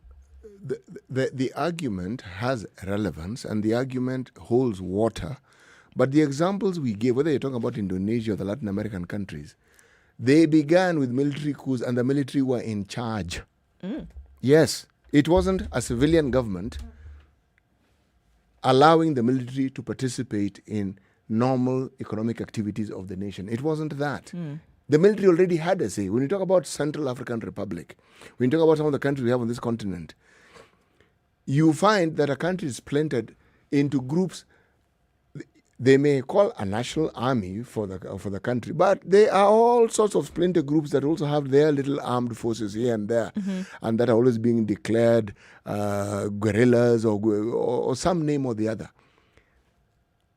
I am not convinced that allowing the military to participate in commercial activities, yes, there is the narrative and there is the reality that they may not perhaps focus on their core duty. But ask yourself, what is the size of our military? What is the size of Kenya's military? Yes, I'm asking the question. What is the size of our military? And what percentage of this particular size are actually involved in commercial activity? I hear you saying, is it large enough to make a dent in what would be the process or the focus of maintaining Kenya's sovereignty? Yes. That is it enough to say that Kenya's military, Kenya's defense forces, everybody combined, if they came together and said now that they wanted to apply control over some of these other projects, they're not large enough to be able to make a huge dent. But all it takes is one man, CT. Yeah, that may be so, but that now we enter into the realm of, should I say, paranoia. Because the military in this country are in the barracks. When we send forces to various countries under the umbrella of the United Nations, the numbers that we send out there are infinitely larger than the numbers who are being involved right now in commercial enterprises. And they're involved in peacekeeping in those countries. Right now, we have the armed forces in Somalia, don't we? We have peacekeeping forces in other parts of this particular continent. The point I'm making is this. If you have a 24,000 strong army, 25,000, maybe growing, all right, in active service, remember there are those who are trained who have since retired from the armed forces. The numbers of people who are involved in these enterprises, do they even number 1,000? Do they number 2,000? Okay, so we're looking at a small group of people who've essentially come in and said, look, this thing was dead. Like KMC, for example, it was dead. It was not producing what it had been envisioned to do in the first place. It was producing debt. Nothing, right? Yes. So bring in some order, administration-wise, fix this thing. So we'll, as government, we will provide what is necessary, but you, in terms of operations, as the military, come in and provide the much-needed direction and order that it needs to be able to get it off its feet again. That's fine. So what you're saying is that it's a small group of people who are doing this. The likelihood of them to get power hungry or control hungry is low. No, I'm not saying that. I'm saying that the caution you speak of is good. It is necessary. But I'm saying let's balance it with some reality. You have sent officers and you've probably chosen the sort of officers you want to be involved in this particular enterprise. One of the things that is not spoken of when you talk about the human resource capacity, you forget that even our armed forces has human resource capacity that is beyond the military training that they have. They have other qualifications, other academic credentials that they have in the process of acquiring and will continue to have. So it isn't as though the only thing they know is to hold a gun and to shoot at moving objects. That is not the only thing that they can do. They are within our armed forces, people who are amply qualified to take on other functions within government, which don't necessarily have to do with security, because they have chosen and taken the path of getting themselves trained in that manner. All right. Is it good, or I don't even want to use that moral word now, is it wise to have the Kenyan military involved in income-generating activities? Does it split the focus from protecting Kenya's sovereignty and protecting its peace and borders? Or is it a good thing to do? SpiceFM KE is where we are online. Text on call us on 0719-012-600. It's the Situation Room. It's Kenya's biggest conversation. Just before we go to a break, I want to talk about standard jobs. All right, platform having been created for you to apply for several jobs at once. If you create an account, log in, and you can upload your CV and apply for jobs as they come to you. That's standardmedia.co/jobs. We can see quite a number that are up for grabs this morning. Climate Justice and Resilience Facility for Africa. They're looking for a coordinator, and that's the Pan-African Climate Justice Alliance. Quite a number of those. Investment intern with ANFU, UX design intern as well with ASFU, and Brights Management Services Limited is looking for an agricultural compost sales executive. Quite some up for grabs this morning. Don't forget standardmedia.co.ke/jobs. Apply for what is available today and every day.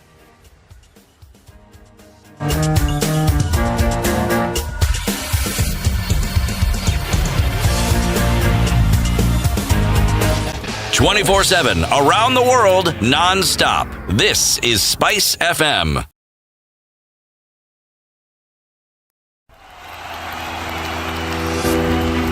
24 teams, 12 host cities, 6 groups, all battling for one trophy. The long-awaited Euro 2020 is here at last upon us. The fans might not be within touching distance. Good cross, Giroud attacks it and scores, and France are ahead! But the atmosphere will only get to a fever pitch. From the 11th of June to the 11th of July, catch the tackles, the goals, and all your favorite football stars as the elite European nations go head-to-head. The Standard Group brings you the UEFA Euro 2020 tournament live across our channel. As the official UEFA Euro 2020 free-to-air broadcast partner in Kenya, because we live for the game. And that's why at Standard Group, sports lives here. Spice FM. Spice up your life. Okay, so we're still looking at serious traffic this morning on Mombasa Road outbound. So we have the traffic police on certain parts of Mombasa Road approaching the turn off towards the southern bypass, inspecting vehicles this morning. Let's just call it that, okay? Outer Ring. We have some serious traffic this morning headed out towards North Airport Road as well, or coming from North Airport Road. There's an accident on the service lane on Thika Road. That's why it is not moving. Don't use the service lanes, guys. Stay off of that one and use the main highway for now. It will serve you better. Coming from Kiambu Road, it's jam-packed. Bumper to bumper. It doesn't look good at all. But this one you have to sit through because there's no turning back, at least for now. Plan your journey. If you haven't left and you're planning to use Kiambu Road today, you might want to watch out for that. Okay? The southern bypass, the eastern bypass, northern bypass looking pretty good right now. Not too bad coming from those directions. Langata Road is already piling up, guys. For those who've left their houses and gone to park on Mombasa Road, rather on Langata Road, it's going to be a long journey, at least for now. We're in the middle of traffic hour. It starts earlier and earlier every day. Let's see what it looks like in a short while. Talk to us on SpiceFMKE on Twitter. Text on 40127. Let's keep things moving. It's Thursday. Hope it doesn't get crazier than this.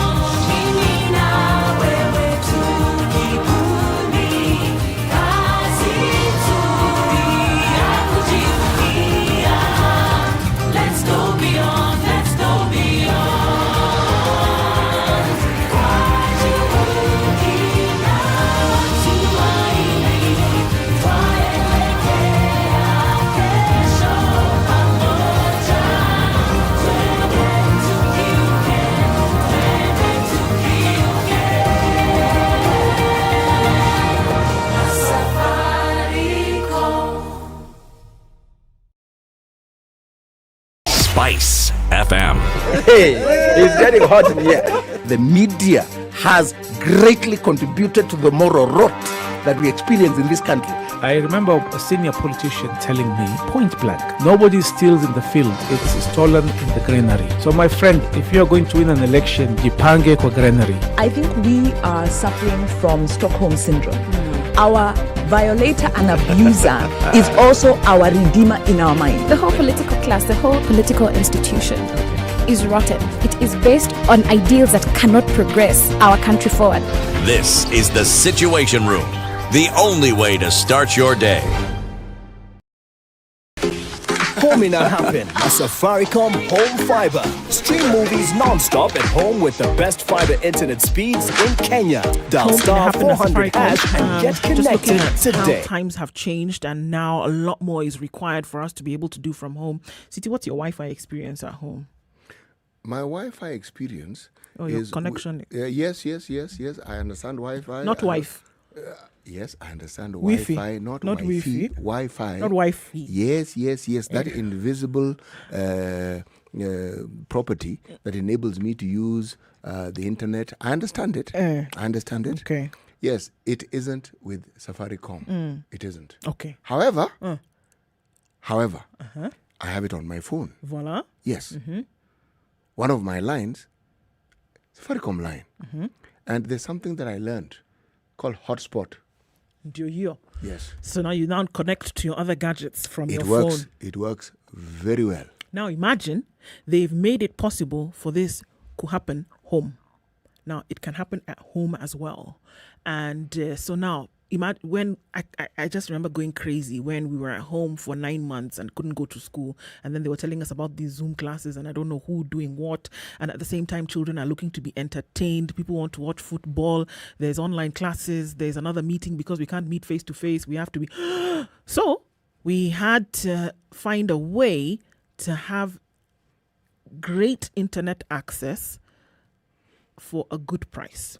And now Safaricom is telling us, very clearly that, when you think of all that you need, people have different uses. Thinking about people watching TV, entertainment, thinking about, okay, I need a speed that's reliable. I need one that is fast, and I need to stream content. I need to be able to join my colleagues for a meeting.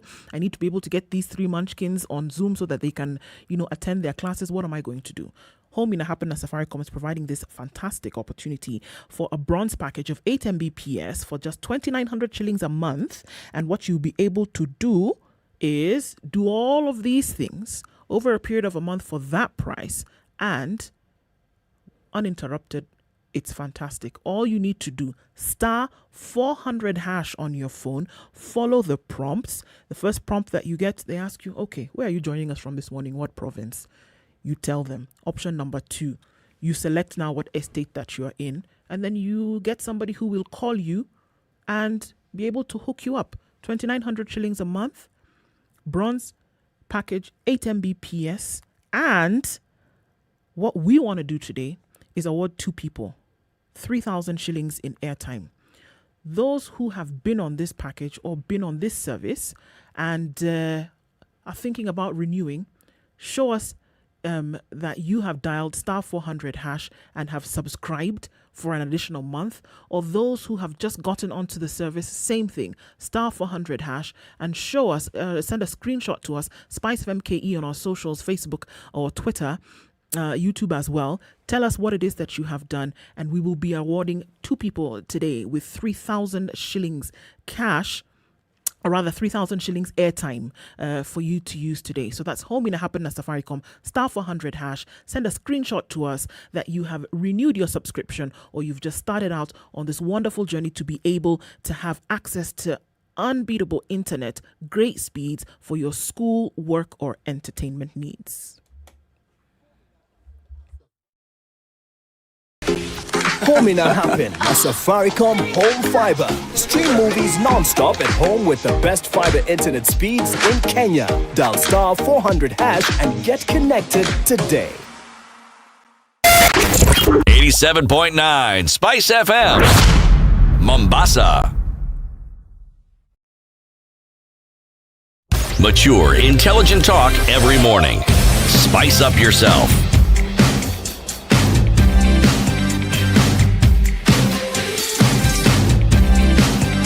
Mornings done right. From this morning. If you're in Nairobi on 94.4, if you're skip away in Nyeri 90.9, and Malindi on the other side of the pond 97.9. Spice of MKE live streams are up if you're joining us around the world and online.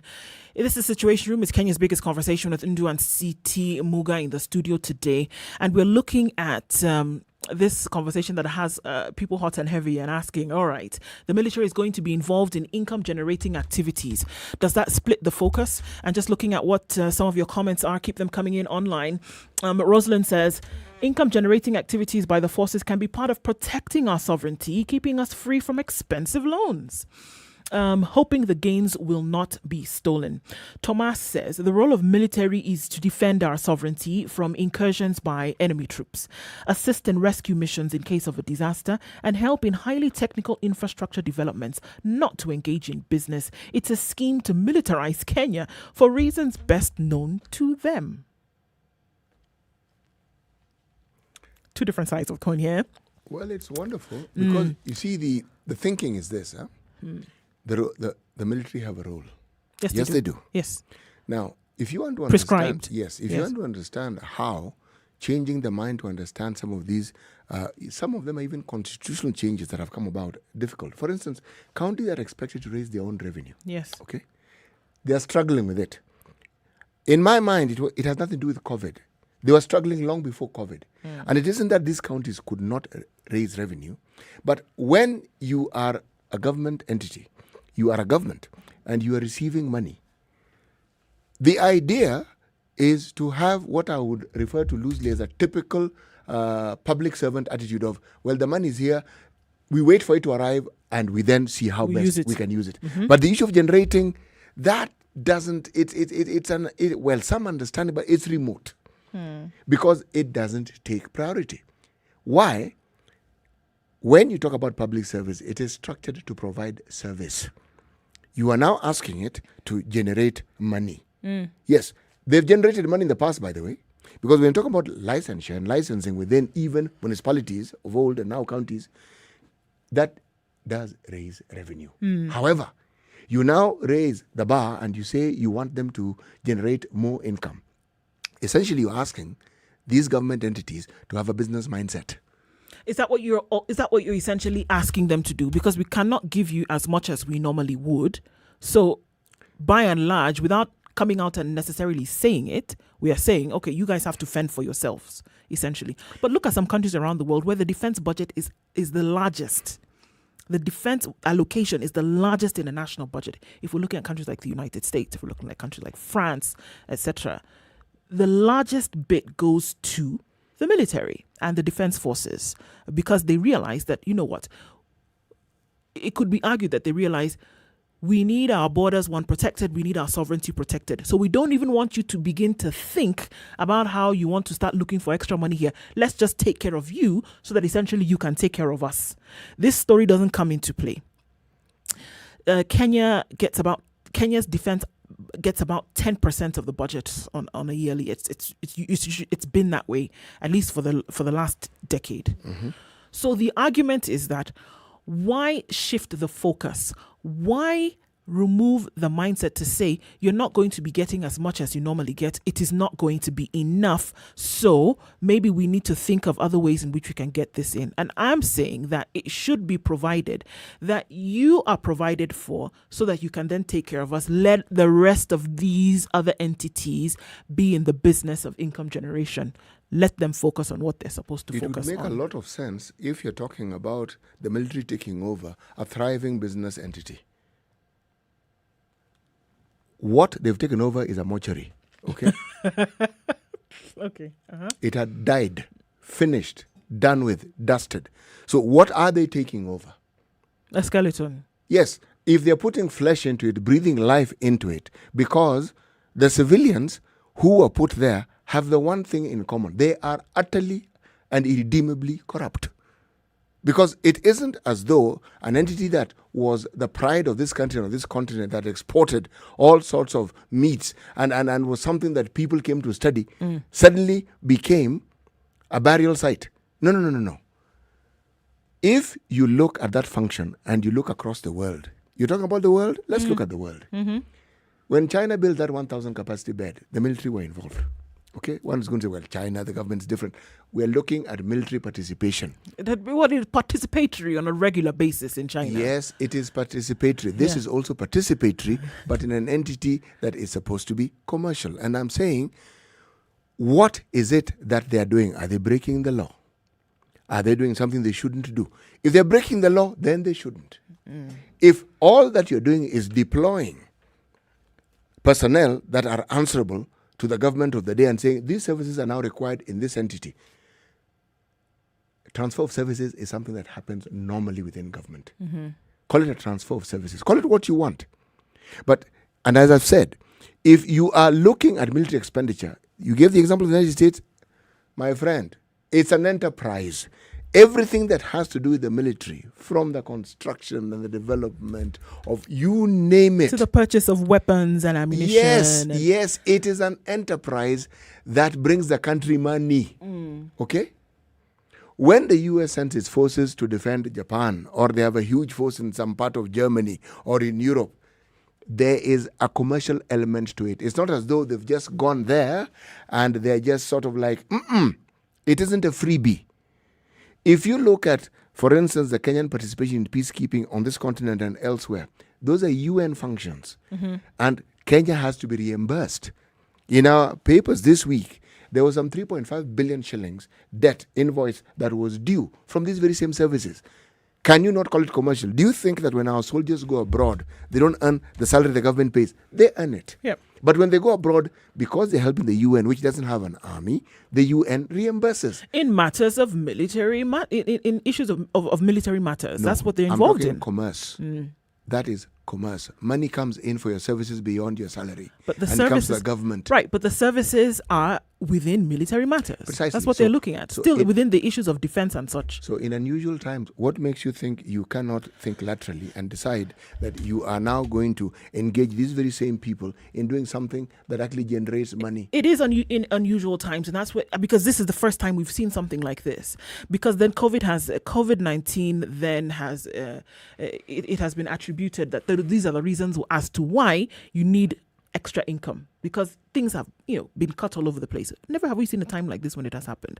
But what we are saying is that even when this difficult period will pass, because it will pass, nothing lasts forever, but will they pull back on these activities? It looks like obviously something that will then be rested in permanency. It will be the case that the military and the defense forces then will get used to these income generation activities, and COVID notwithstanding, they're going to get into them. So where will you make the split between this within this sector that is supposed to be doing this, and then just operates just like everybody else? No, caution is important, but that's paranoia, because You've seen it happen in other countries. Look, when President Moi passed away, private sector were given the duty of refurbishing Nyayo Stadium, okay? They were picking their noses and twiddling their thumbs. We brought in the discipline forces. That thing was organized, chop, quickly done. Did they insist on staying? No. They did their job, they went. The military is disciplined. They understand this is the function, you do it. They're told, you finish it, set deadlines, finish it, do it, move. National Youth Service are not the army. No. But the discipline services pick people from National Youth. You know why? They are trained to be disciplined. We are refurbishing our railway lines. The core personnel that we're using are people who come from this background of being disciplined. Why? These people get the job done. Yes. This lengthy debate of, he trained yesterday, and something. I couldn't get it. I couldn't quite get to it. Yes, I couldn't quite get to work because there was mud up to my doorsteps. No. Look, I don't have a problem with refurbishing or bringing back to life, or like you say, resurrecting a dead entity such as KMC. I don't. In fact, when we saw the news that transfer of services and you're bringing in a military man to be able to instill order, I'm actually very happy because I like those kind of things. Bring in order. This is an absolute mess. We cannot continue like this. But what we are looking at now, CT, is the military saying that, or the defense forces, the Ministry of Defense saying, in terms of what we receive from the National Treasury, it is not going to be enough for us to be able to fulfill our duties. So what we are doing is that we are going into commercial and income generating activities to be able to allow us to do that. And I am saying, should we not give more attention when it comes to the budget, so that this group that is supposed to be looking out for the sovereignty of the country is not split in its focus? Why should they have to take their eyes off what they are doing in terms of protecting the country to go and look for money to meet up their budget? That's what I'm saying. The conversation continues. It's 10 minutes to 8 o'clock. This is the Situation Room. It's Kenya's biggest conversation. This is the Situation Room, the only way to start your day. Spice up your life. 24/7 around the world, non-stop. This is SpiceFM.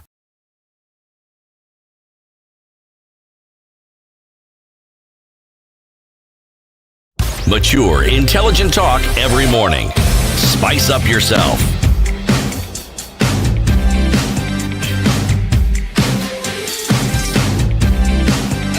Mornings done right. 94.4 Spice FM, Nairobi. It's 9 minutes to the top of the hour. If you're just tuning in, this is Kenya's biggest conversation, the Situation Room. The studio this morning with Ndu Oko and CT Muga. We're looking at...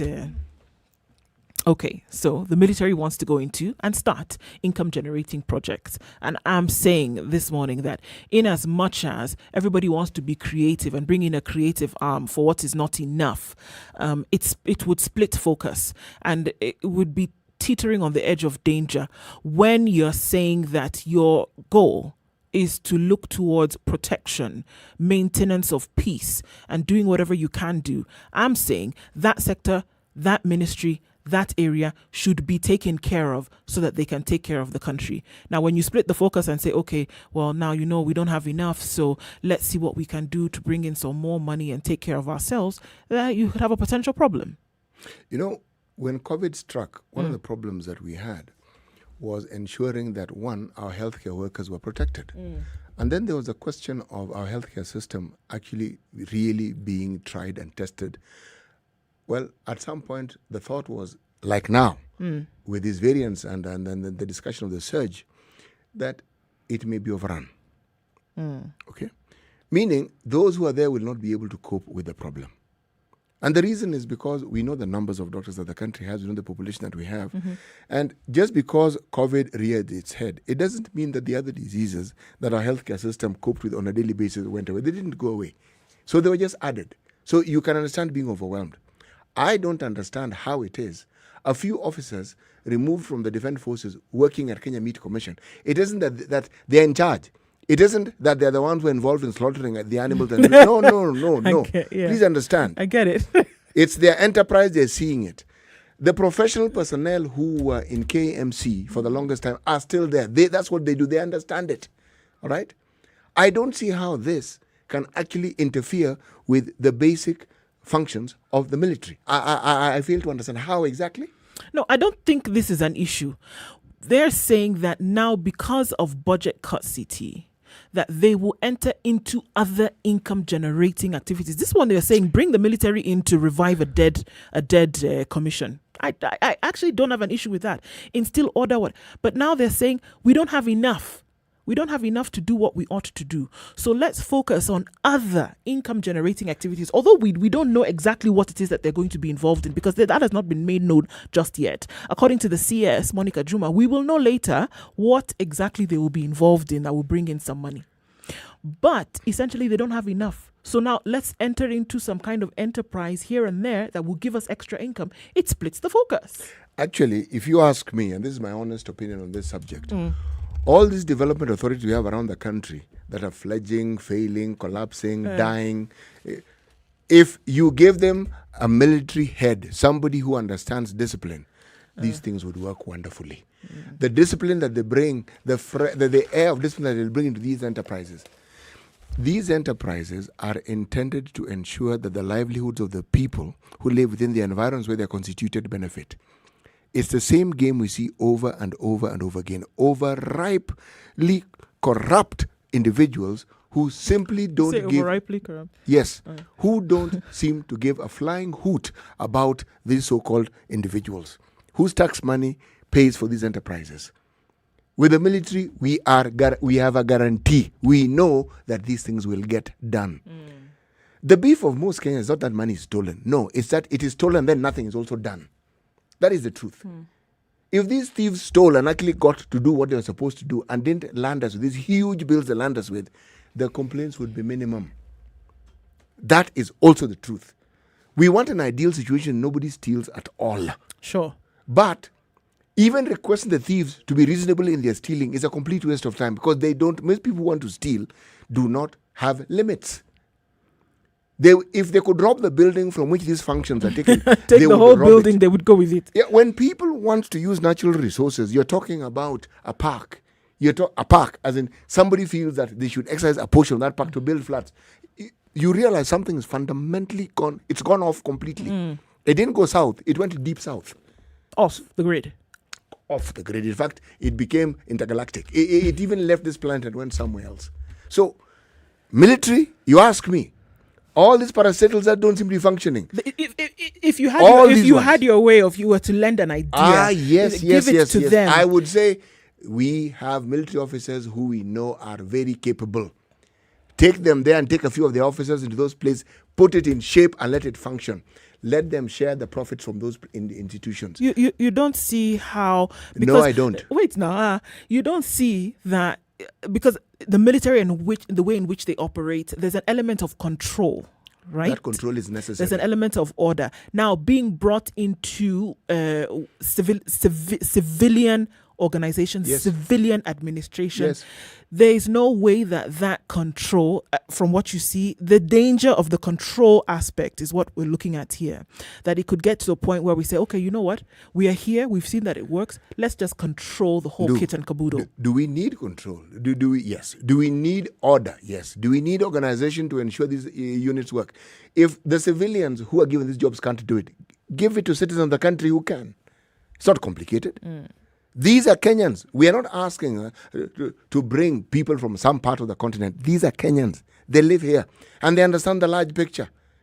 Assuming that we have this rogue military force that don't seem to understand what they need to do, they understand their role better than we understand it. Okay, so in the last, couple of years, we've seen that there has been quite a number of organizations, as you've mentioned, the police service, the foreign affairs. We've seen the Anti-Corruption Commission, Nairobi Metropolitan Services, KMC now having been injected with heads from the military.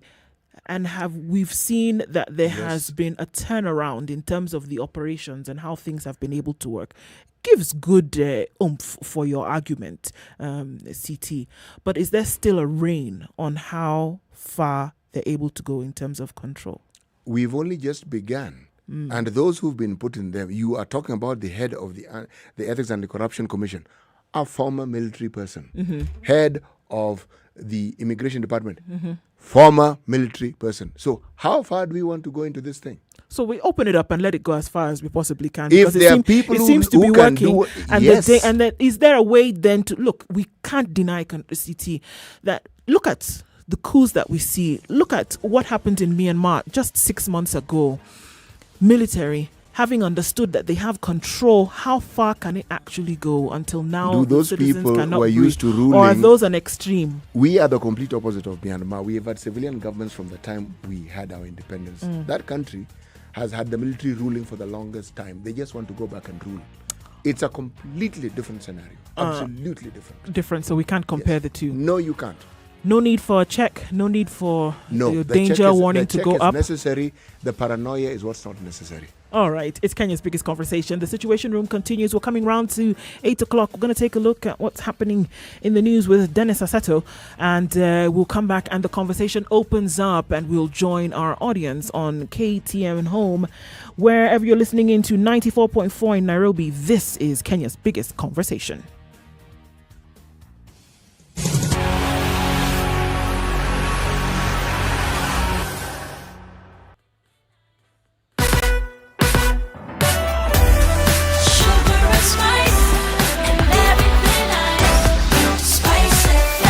Spice up your life. The latest news from around the world. 94.4 Spice FM. This is Newswire. I'm Dennis Aseto. Did you renounce or lose your Kenyan citizenship before promulgation of the new constitution? Well, you have a reason to smile. This is because the government has launched a 60-day rapid results initiative program to fasten issuance of citizenship documents. Interior CS Fred Matiang'i says the process will be expeditious following the establishment of a special unit to handle the applications. By the time we enacted our constitution, we had about slightly over 25,000 Kenyans who had lost their citizenship for a variety of reasons, and we don't need to go into the history of our country that all of us know. Now that our constitution allows dual citizenship, it's important for all those Kenyans to apply and regain their citizenship.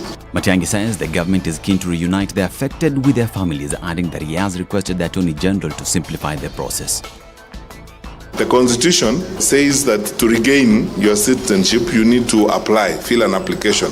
The Foreign Citizens Act prescribes the way to do this. But I have written to the Honorable the Attorney General and asked him if under the Statute Law Miscellaneous Amendments Bill, we can send an amendment to Parliament this year and ask Parliament if we can amend the Act to even simplify the process further. Counties are not meeting the revenue targets due to various factors ranging from unupdated legislation. Senate Speaker Ken Lusaka says their own revenue source from counties, if well managed and policies looked into, counties might perform better than how they are at the moment. And I want to give an example of Nairobi County. The property rate that we are using now to raise revenue. We are using legislation that was enacted in 1982. You can remember what Nairobi looked like in 1982. So that means the revenue, if Nairobi was to collect revenue based on the current rates and the growth of Nairobi, Mombasa, Nakuru, Eldoret, Nairobi will not need money from the national government. He adds that the unending fight for revenue between the national government and the counties could be a thing of the past if the counties improve their revenue collection mechanism, hence reducing dependency from the national government. If we can improve on-source revenue collection, that will minimize the acrimony that we see in the Senate in terms of getting a formula that will ensure that every county gets adequate money. The money is not enough, but at least the money that they can be able to do that. The Central Bank of Kenya has left the benchmark lending rate unchanged at 7% for the 8th time in a row.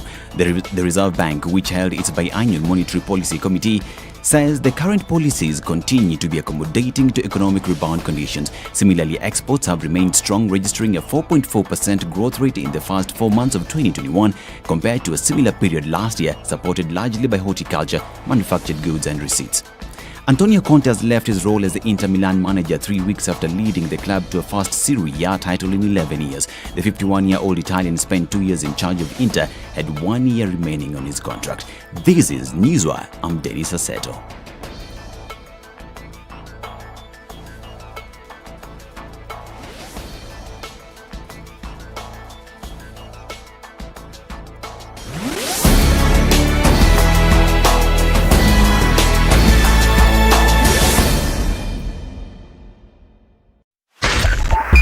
.5 Spice FM, Kisumu. Okay, appears to be a little bit crazy on Gong Road today as you're trying to get towards the City Mortuary roundabout. Matatu drivers, everybody throwing into that mix match and even a mix and a mashup that is happening there. So watch out for that one. Kenyatta Avenue near Integrity House, no movement at all. Wagwan is the question. What's going on there right now?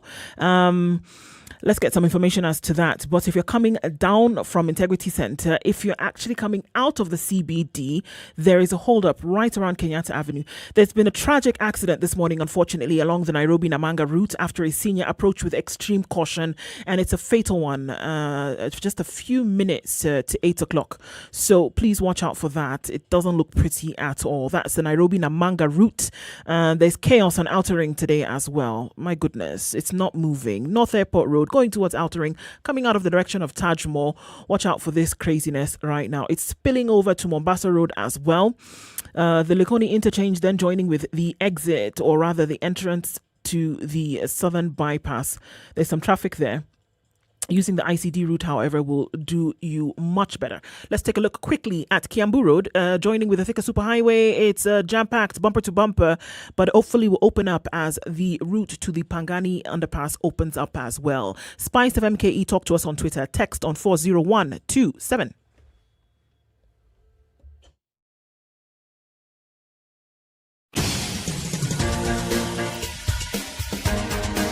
This is the Situation Room, the home of hard-hitting political commentary and penetrating insights about the state of the nation. This is a talk radio experience like no other. The Situation Room, a place for hard truths, debates, and elevated conversations. The Situation Room, witty, political, engaging, deep, controversial. In the room, we have C.T. Muga, researcher, academic, seasoned political observer, a fountain of wisdom in these politically uncertain times. Ndu Oko, Nigerian by birth, Kenyan by choice, communications expert, Pan-Africanist, a truth seeker and believer in people power, and Eric Latif, agent provocateur, the man in the chair, seasoned journalist, news hound, a man who believes in punching up, not down.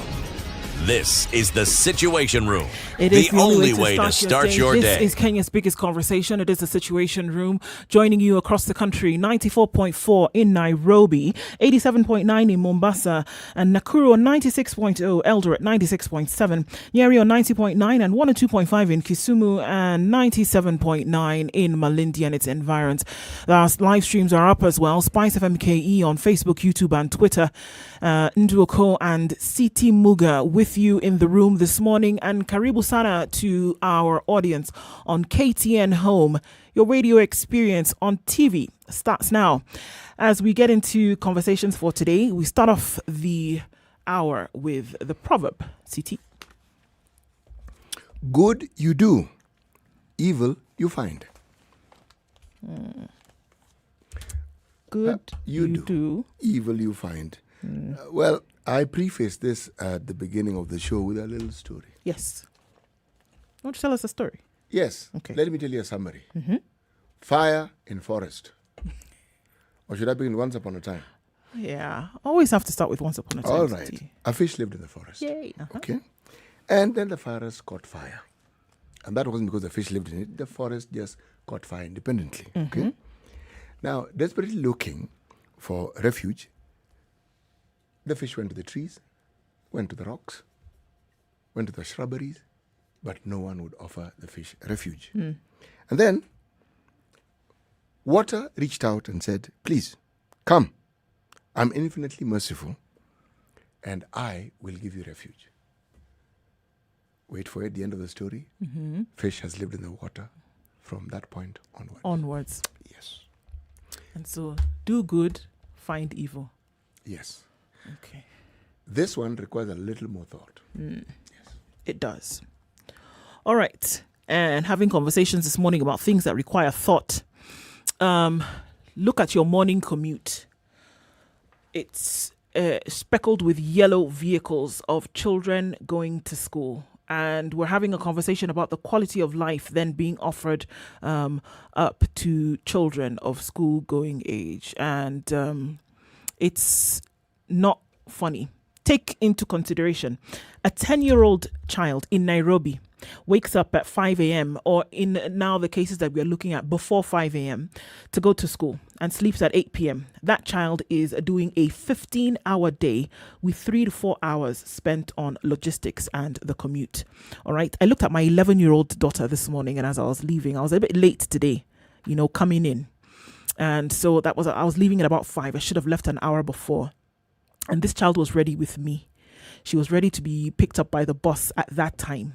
So would be on the bus for about give or take an hour because the school is in the vicinity. And then coming back in the evening, coming home at around dinner time. So they are spending about 3 to 4 hours on the road. And by the standards that we're looking at today, this child is even leaving late. Because on the day that I would go to work at 4 o'clock, or a few minutes to 4 in the morning, there are some buses that are already on the road going to pick up children from home. So if they're picking them up, give or say 4:30, 5 o'clock in the morning, they were ready before that, by the time they needed to get up, get dressed, and have breakfast and such. So we're subjecting these kids to being on the road for a very long time. And then they're getting to school when they're tired. They're coming home when they're tired. And mind you, they're not just coming home and going straight to bed. They're coming home and doing about an hour of homework. 30 to 45 minutes, 1 hour of homework before they get to bed. I'm not looking today at, okay, can we do something better about the roads, or so that we don't have kids spending so much time in traffic and then being in school for 8 hours and then coming home. I'm saying we need to look at it from a quality of life aspect and say, what quality of life is being offered to the generation that is essentially coming in the next 10 or so years and then contributing to society? Are we looking at what sleep does to the mind? Are we looking at what adequate rest does to the mind? Are we looking at policies that could be put in place education-wise to make sure that children, because until a human is 18 years old in this country, they're classified as a child. And this is the time they're of school-going age when they're getting the fundamentals that they need to then be able to contribute in society later, to then be able to go and specialize, to master, and then practice. If the foundation is not being fed with quality, then what are we looking at? It is not something bad that is going on. It is not something that a finger needs to be wagged at. It is not something that maybe we need to have a task force to come up.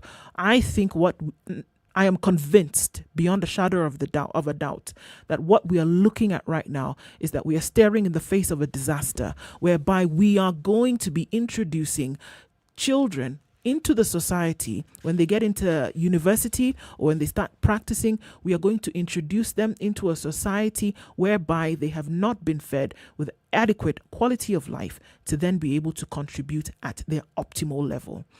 If we don't look at it now, if we don't address this disaster, we are going to have serious problems. And we're not looking at a time far off. In the next 3, 4, 5 years, for those who are 11, 12 now, we are going to have a serious problem.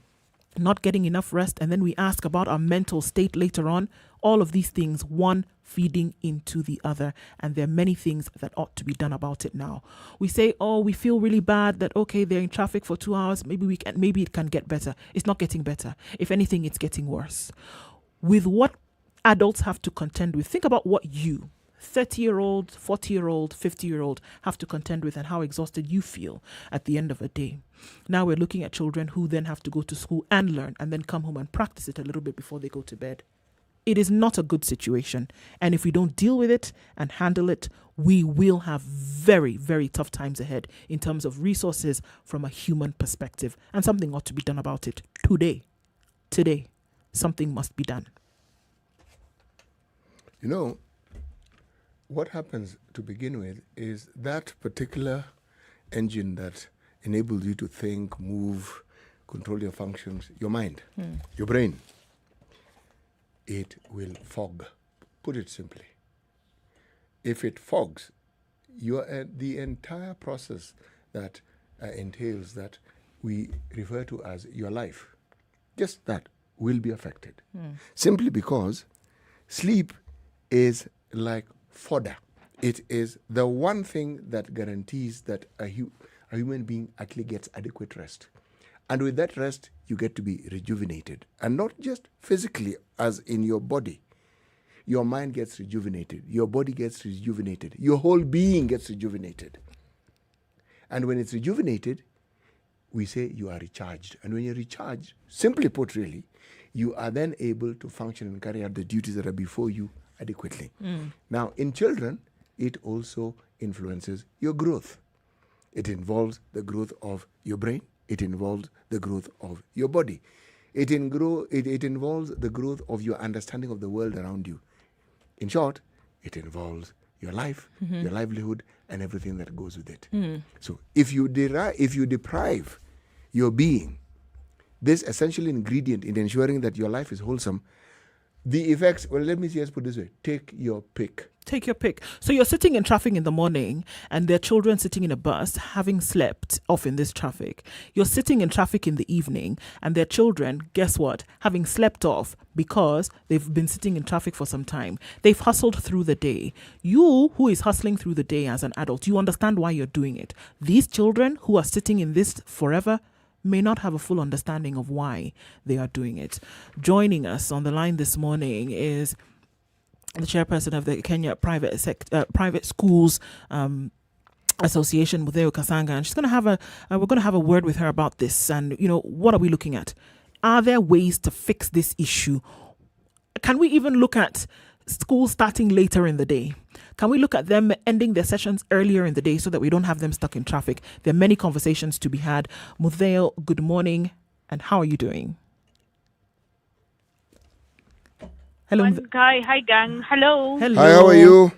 Very good, very good. Glad to be with you here today. Clearly a conversation for the yellow buses, the majority of which are white number plated rather than blue number plated.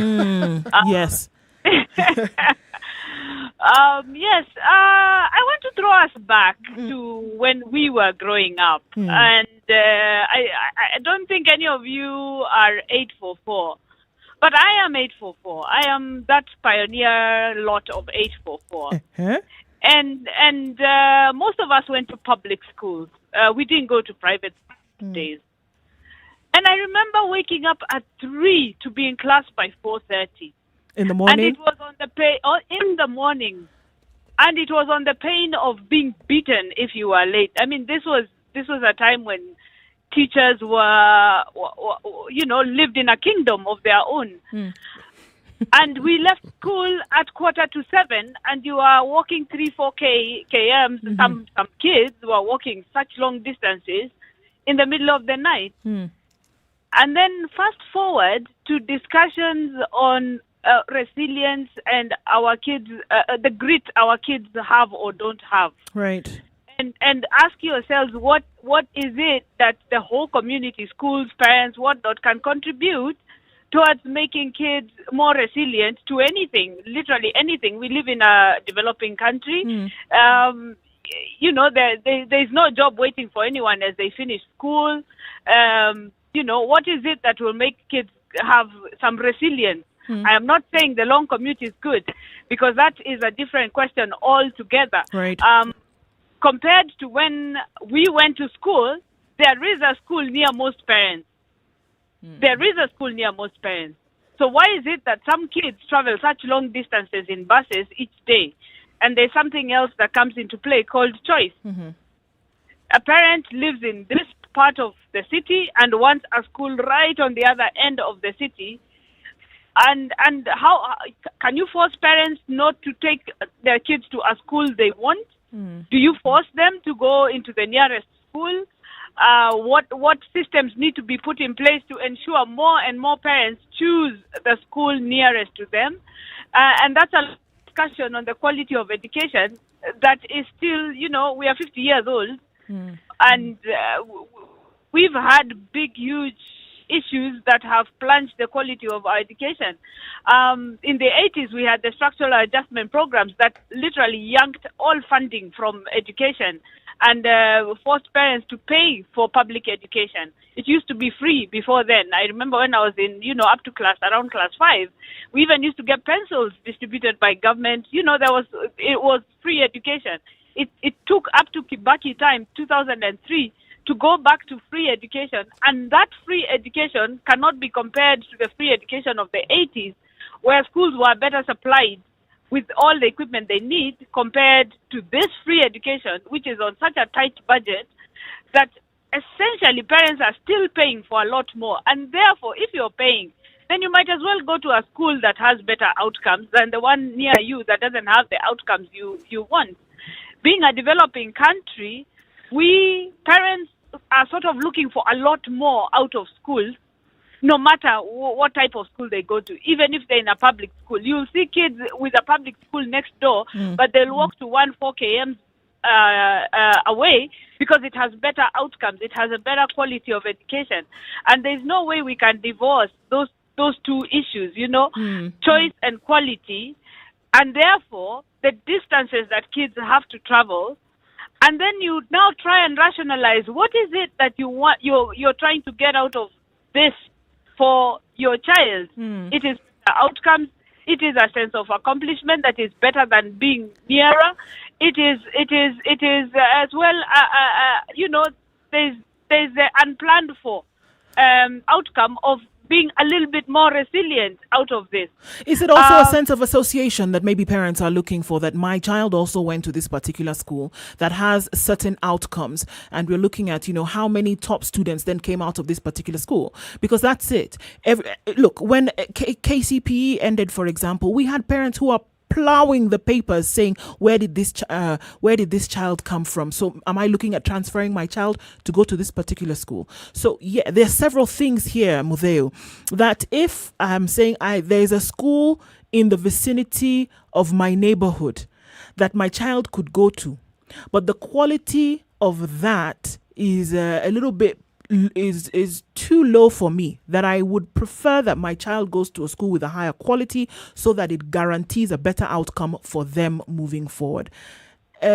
We can't fault parents. At the same time, there's a shared responsibility of saying the system at large. Are we ensuring that across the system, whichever schools come out, that there is a bare minimum of quality that they're putting out, so that in a way we stem this problem, whereby parents are looking for the furthest option because that is the option that provides the most quality for them? Can I cheekily ask if there's anyone from Alliance on the panel? These are the guys who answer that question the best. No. No. Never seen anyone with, any other school in this country with a bigger sort of that attitude of following. Everybody wants to be in Alliance. No, Eric is not here today.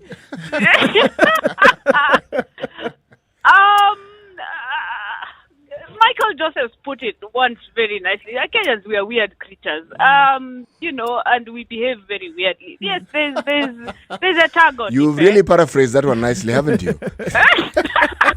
The man, I think, was quoted to have said, we have peculiar calling habits, but nonetheless, weird, yes. It can be applied Oh, across no, board. the adjectives you've applied are good. Please, carry on.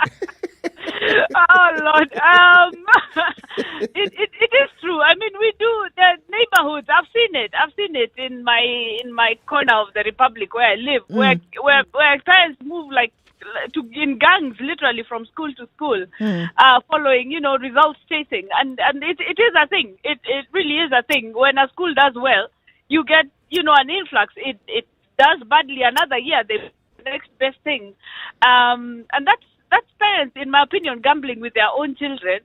And I don't know whether I haven't studied it, but I could look it up. I know, you know, looking at sociologists and the impact of, consumerism and consumer trends, that's a thing. So could this be the commodification of education and therefore treating it like a trading good? When a new mall opens and it's nice and shiny, we all go there. And then when it is no longer shiny, we go back to good old, you know, Naivas and always say, oh yeah, this one is always here, you know. I don't know. I haven't really studied it. But as an aspect of consumerism and what sociologists discuss about consumerism, then maybe parents have commoditized education provision to that end. But what you're saying, there's a small thing you said earlier, that as a country, we need to raise the base minimum up to, you know, like really work on the base minimum standards. And make sure that all children, be they in public or private schools, are afforded, you know, that nothing drops below that line. I have to say, on the policy tables I sit on, this is an ambition the country has. Okay. It is not an easy one to achieve. And it will take some rather draconian, in my opinion, measures to get it done.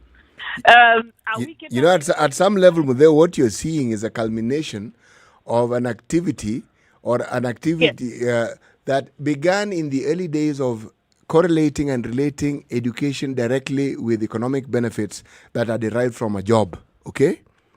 And then you bring it into the modern times and you bring in the competitiveness of parents, where the one field where all parents want to compete equally is in the welfare of their children. And when you talk about the schools, the reason why you find that great push is because the schools represent a guarantee of this well-being that they're thinking of. So everything now becomes secondary. So you want your child to go to the school that guarantees performance. And it becomes a vicious cycle, because then schools now focus on performance as opposed to the growth of a child. And parents support this move because there is an understanding that when the child does well, they will go to the university with education, they'll get a good, etc., etc. It is something that is not difficult to see or understand, but the well-being of the child with every passing age and stage gets less and less and less attention. But that said, yes, you know, let me put it like in a football match. You know, the way the best coaches are the ones sitting at home. Yes. For us, education, we suffer massively from, you know, like everybody imagines that education is supposed to deliver so many things, while at its heart, it is the teaching and learning. Simple. Everything else is extra. Extracurriculars, those are extra. Those are things added on, and educationists are barely trained in these things. Yet we are forced by trends to keep offering these things. Yeah? Right now, if you look at the secondary school space, we are the de facto, you know, like unstated and celebrated parents of children. And things go wrong, we take the biggest blame. Yet the parents are there, they are alive, they are not dead. They just simply don't take responsibility for their children.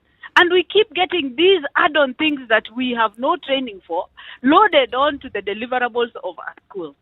That is all fine. And the biggest part that education has played in the last 50 years is freeing up the labor from homes so that labor can then contribute in a different way towards that home. So that when children are away, parents can both say take a job or something like that. Like there's another whole discussion out there on what it is that what a school does.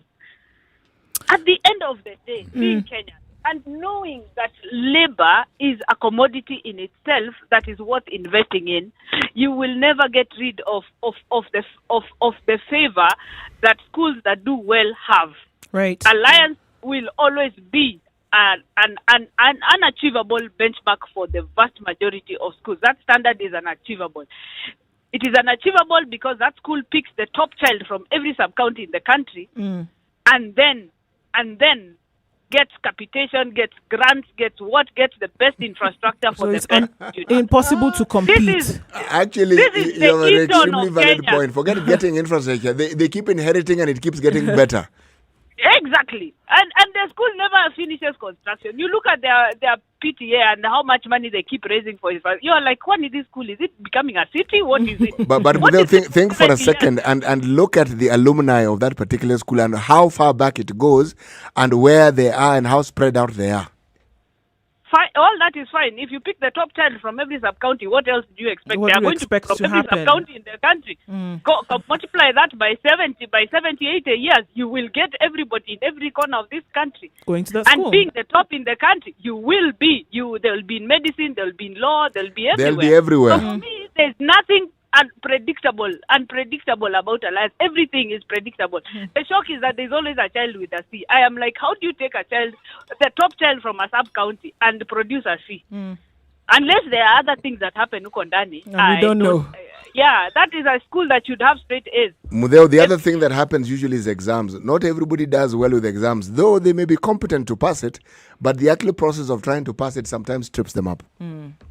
But they got there by passing an exam brilliantly. They did. So, very true. That is an academic school. It is not a school for kids who do badly in exams. But they also have competition because there are other schools that have been doing equally well. And also, you who is in the private sector, you've also brought competition to this because private schools do well in this country. Again, now look up the discussion of selective education. Then we can have that discussion. As opposed to mixed ability school, then we have no competition. There is no competition. You can compete against the guys who will get A's. There is no. So are you saying, Mudeo, if I may understand you, that given the environment in which we exist, the environment within the education sector, so everything that we're talking about, children waking up early and looking at the consequences that this brings about or the impact that this brings about, on the parents and also on the children, is it something that we want to continue having, to be honest? To be honest, it is something we must start phasing out. Right. As a country, we really must start phasing it out. It is hoped that the new structure of education will with more emphasis on capabilities rather than just performance. Ability. No, cramming ability. Let's be very clear what it is that 844 does. Anybody who's been in education long enough knows that 844 is the structure of the curriculum. Really, when we change the curriculum, there's something we didn't change from the other system we inherited before. Yeah. And the new curriculum, and it's more emphasis on knowledge use rather than just knowledge regurgitation.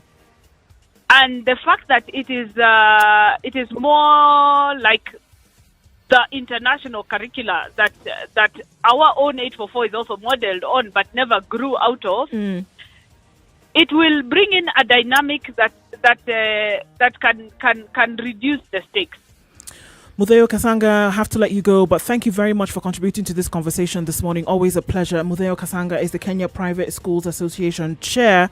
The conversation continues. It's 29 minutes to 9 o'clock. Asante sana, Mudeo. We will talk to you soon. Thank you so much for having me on the show. Thank you. Asante. You're welcome. Bye.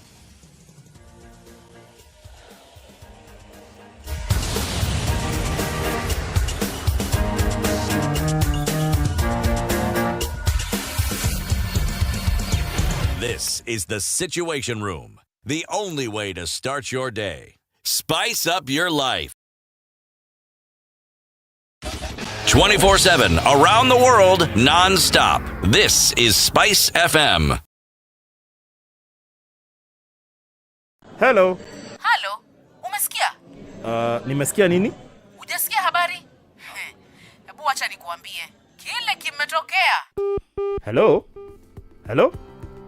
Hello? Don't wait for hearsay. Dial star 550 star 2 hash to read the Nairobian e-paper from the convenience of your mobile phone for only 20 shillings from your telecom line and stay up to date, the hottest talk of town with no additional charges.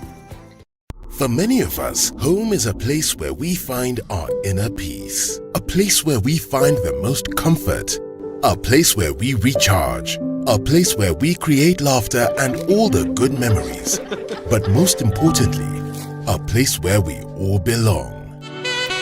At KTN Home, we believe there is something for everyone. So catch all the comedy, telenovelas, Nollywood, music, sporting action, kids shows, documentaries, movies, dramas and reality shows, all to make you and your family feel right at home. You can also stream live at www.standardmedia.co.ke/KTN Home/live on your favorite device. Right. Mostly cloudy conditions in Nairobi at 16, highs of 24 and lows of 14. It's 14 degrees and cloudy in Nyeri, highs of 22.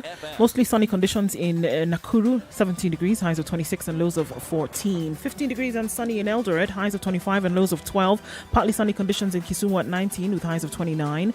28 will be the high in Kakamega. It's partly sunny at 20 and rain showers in parts of Mombasa at 26, highs of 31 and lows of 24. 26 degrees and rain showers in Malindi, highs of 30. 26 will be the high and mostly sunny conditions in Kampala. It's currently 24, coming down to lows of 17. Partly sunny conditions in Dar es Salaam at 24, highs of 30 and lows of 22. 21 will be the high in Johannesburg. It's sunny currently at 8 rather. Light rain in Lagos now at 27, highs of 32 and lows of 26. And it's sunny in Kinshasa at 22, highs of 33 and it'll come down to lows of 23.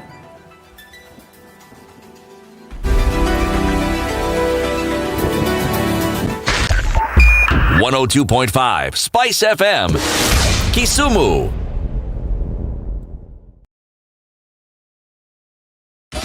24/7 around the world, non-stop. This is Spice FM.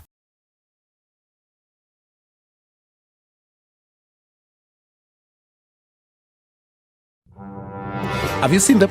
Am I lying? Yes, it's a very nice outfit, I must say. Good Thank job. you. Asante sana. The compliment is well received. Good morning and thank you. Everyone in Wasingishu was asking me what channel is Spice FM. 96.7. Tell them that, right? Yes, now they know. Thank you. It's a pleasure to be here. Pleasure to have you. What a beautiful studio, my friend. I've been to other radio stations, but I've never seen anything like this. Thank you, and it's very nice to be in a modern studio. Absolutely brilliant. And I have to say, it's a very cool ambiance here in your radio room. Just for our listeners, I think it is below zero in this room here. Very Swiss temperatures.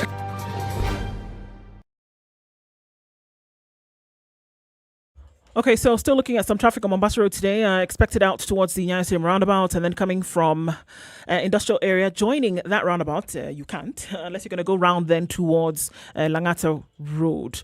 So coming off Likoni Road, coming off of the turnaround, coming from Bunyala, you can use that, but it's looking really slow this morning as there's some control around the traffic lights at what used to be the area that you could then connect with Mombasa Road. Okay, Uhuru Highway then all the way through to Westlands is moving along very slowly. As you get to the roundabout at the University Way, you're going to be stuck for some time, but it shouldn't be too crazy. All right, if you're going out into the direction of Thika Superhighway, you should be all right going past the Globe Cinema overpass outbound. Then if you can take off towards Parklands or then go towards Ngara out towards Pangani, you should be okay. Coming in the opposite direction, though, is a different story. There's traffic that's backed up quite some today. Jogo Road out from Hamza through towards the City Stadium roundabout. You do still have some traffic headed towards Landis as well. It's moving slowly into the city, so not too much of a hold-up. Where there is a hold-up, however, is Langata Road. Watch out for this one. SpiceFM KE, that's what we're looking at on Twitter. Text 40127. The aim of things today, folks, is to keep it moving.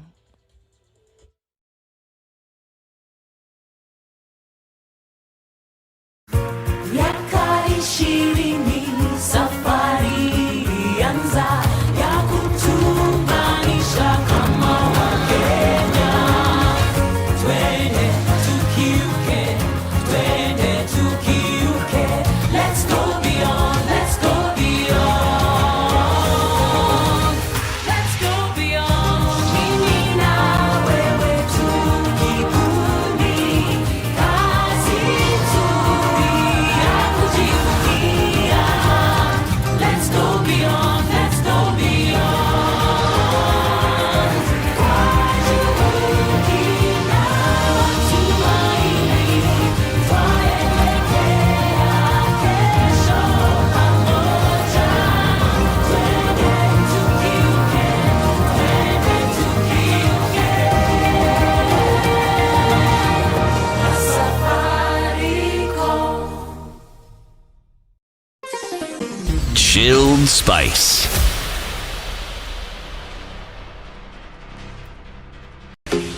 Home in a happen. A Safaricom Home Fiber. Stream movies non-stop at home with the best fiber internet speeds in Kenya. Dial star 400 hash and get connected. Home in a happen na Safaricom. What you need to remember, home in a happen. So this day and age where the internet has become so essential in our lives, whether you're going to school, still at home, whether you're working from home, whether you're being entertained, because you know what, we couldn't go out for a very long time, and whether you're being entertained at home, watching your favorite football, CT, those movies that you like to watch when you're leaving here, and then you say, Leo, mi naenda ku watch movie.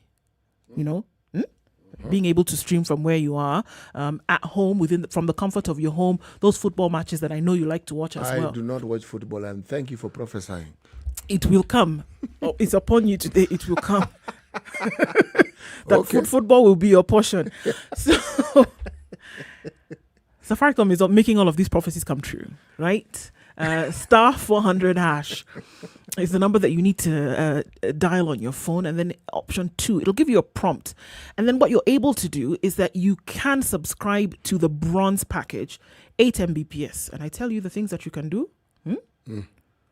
Football, that one we've already agreed that you'll do. Movies, I know you're a movie man, that one we've already agreed that you can do. And your kids were at home for some time, and even when they can come home and do their education and stuff online, meetings that you have to have during the day online, you need the internet for it. Home in a Happen is making it happen. 8 Mbps, 2,900 shillings a month, star 400 hash. Those are the lucky numbers that you need to remember. Dial it on your phone, select your province, tell us where your estate is, and guess what? Safaricom then comes to you. If there's bronze, is there silver and gold? Yes, there's silver and gold. Silver and gold have I none, but Safaricom has. And platinum? Diamond? I know you like those precious stones. Well, I'm merely asking because I like the idea of the bronze, but if the bronze has such wonderful offers, then what would the Imagine silver what have? silver and gold have. Yes, that is what I'm asking. And if there's platinum, what would it have? If there's diamond, then what would that have? My goodness, the options are endless. Very good. But you know what? This is where we are starting from. Bronze, 2,900 bob every month. We're going to award 2 winners with 3,000 shillings airtime today. What we need you to do is very simple. Tell us that you are going to renew your subscription on the bronze package that you're on, or whichever package that you're on for that matter, or tell us that you've made the decision because of your needs in education, work, or otherwise, that you will then subscribe to Safaricom Home Fiber package, Home in a Happen, star 400 hash. Take a screenshot of that clearly decision that you have made. Send it to us, SpiceFM KE on Twitter, Facebook, or YouTube, and we will select 2 people today that we will give this 3,000 shillings airtime. Home in a Happen na Safaricom. Home in a happen. A Safaricom Home Fiber. Stream movies non-stop at home with the best fiber internet speeds in Kenya. Dial star 400 hash and get connected today. Welcome to Spice FM, the best exclusive radio station bringing you the best mix of the best music ever. Mature, intelligent talk every morning. Spice up yourself.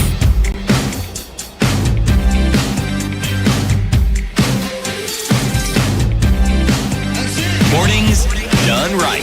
It is 94.4 Spice FM. We're hanging out with you this morning and looking at this very important thing, of education and the quality of life then that is being given to our children who will inevitably be contributors to society in the very near future. 5 years, as we know, even from things like politics, is not a long time at all. So in the next 5 years, a 10-year-old today, an 11-year-old, a 12-year-old who's sitting in traffic forever for 4 hours a day, in terms of what quality of life they have currently and then what they will be able to contribute is a big deal. We had a quick conversation with Mudea Kasanga, and what is she telling us? Look, we want to help, but parents are insisting that their children go to schools that are far away from where they're living. So we want to help, but at the same time, are you going to force them to go to the school in their neighborhood?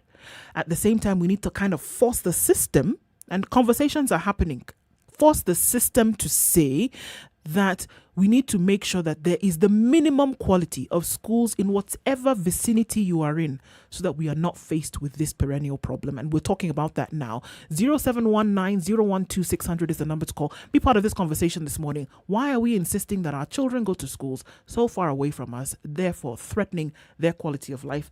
Ed Gitonga, good morning from Nyeri. How are you doing, sir? Morning, good. I'm doing good, too.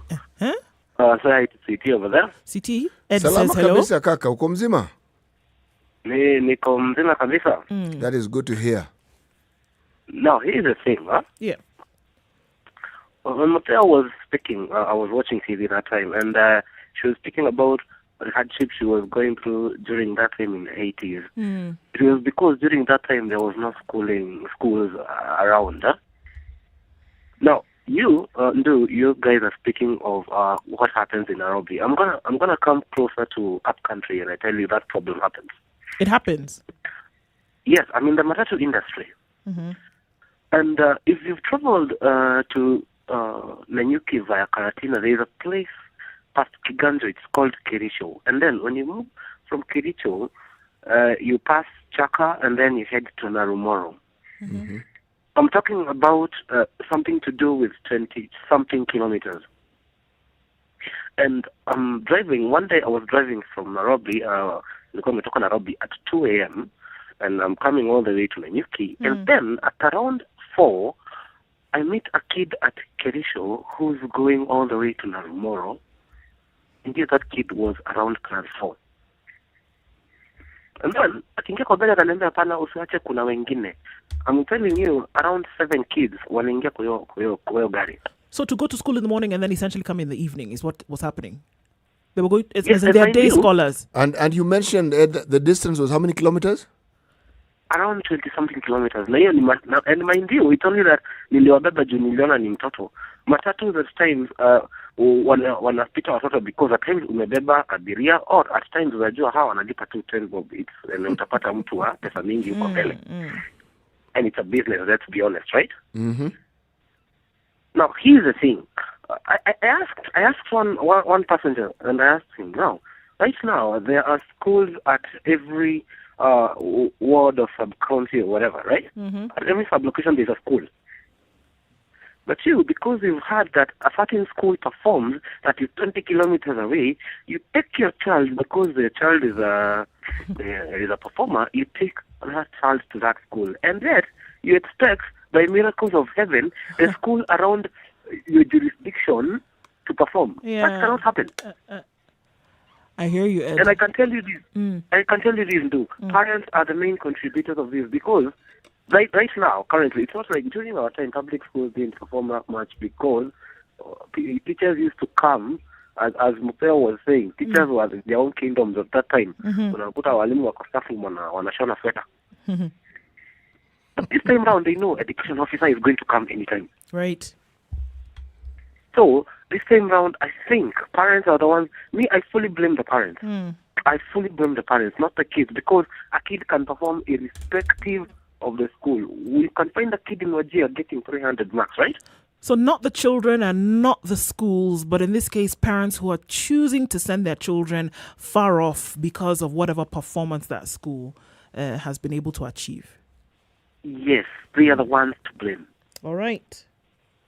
Have a good one, guys. Thanks, Ed. Thanks, Thanks Ed. for your contributions this morning. So, is that what we're looking at this morning? Are parents to blame for the problems that we are seeing now? It's interesting because everybody has what I like to call that I've seen in Kenya, a woye moment. When you see the children in traffic in the morning, you see them in the evening, oh, woye. But it's the folks who are taking their Or children, when isn't it's- it? when it's raining. Or when it's raining. Oh, no, imagine these children.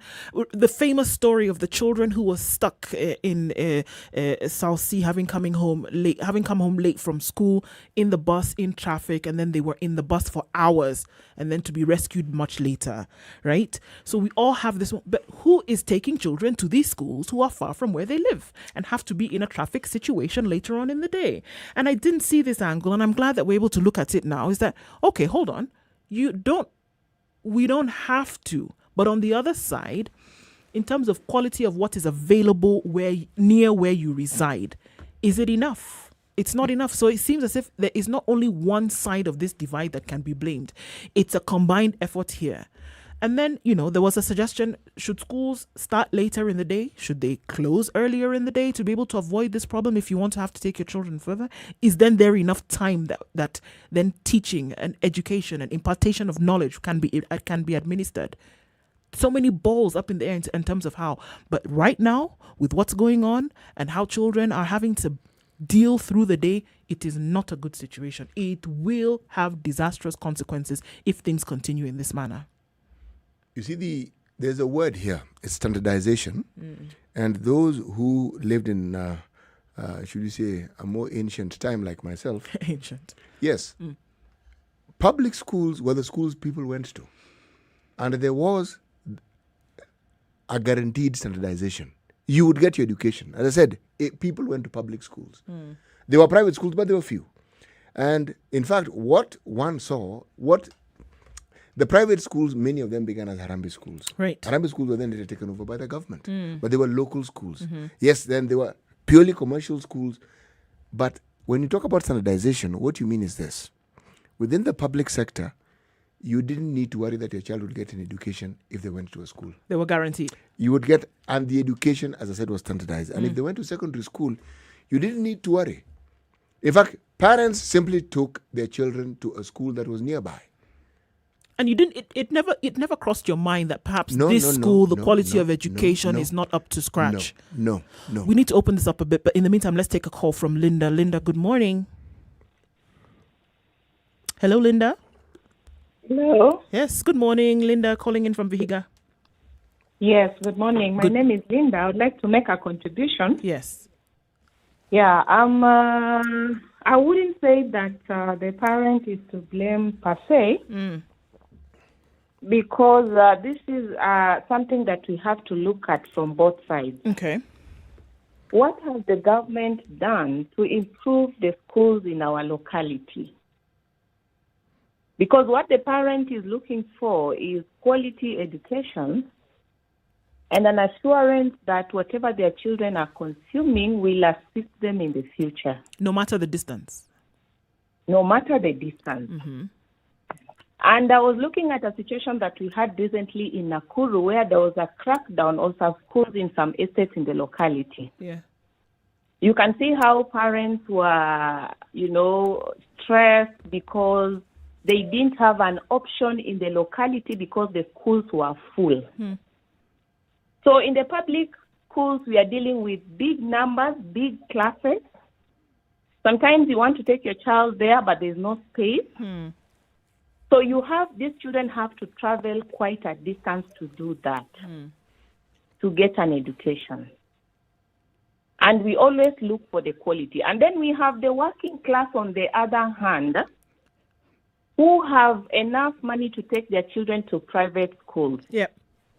So we are looking at a private school that has the best quality where my child will get the best, instead of taking my child to a local school where it is already congested and the quality of education is compromised.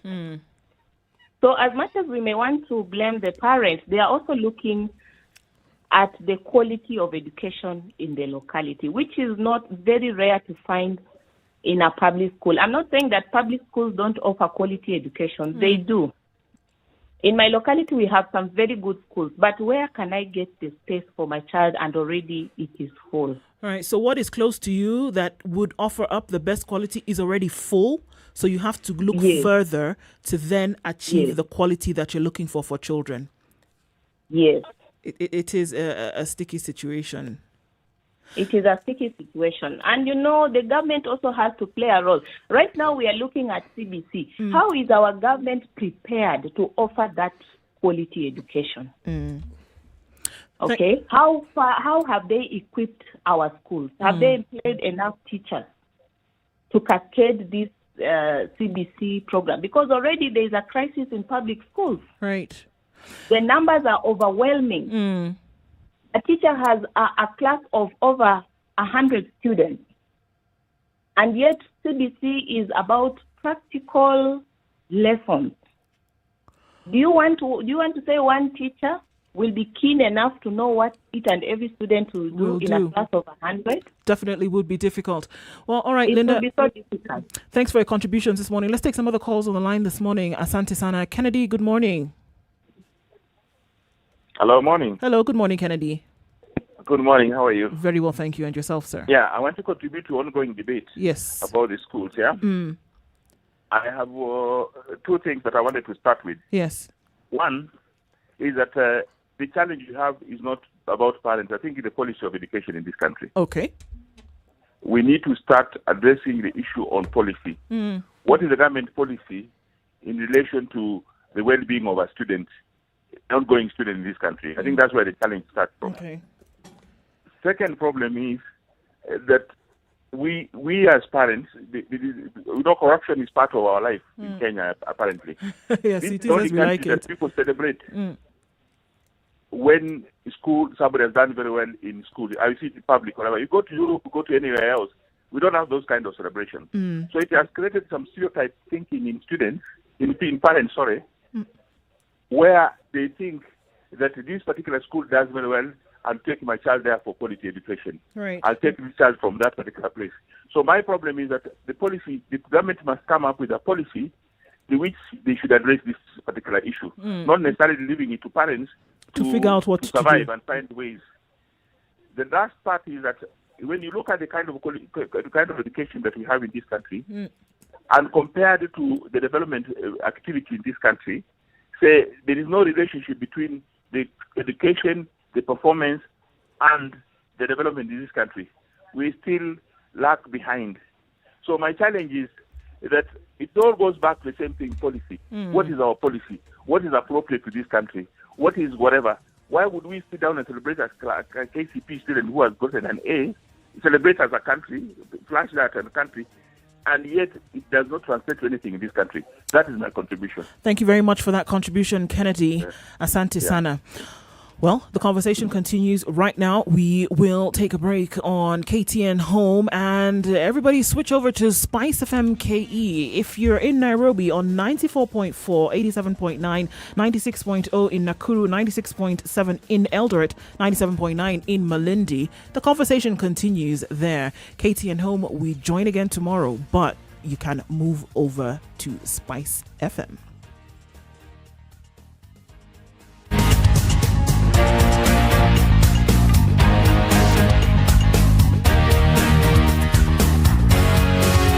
This is the Situation Room, the only way to start your day. Spice up your life.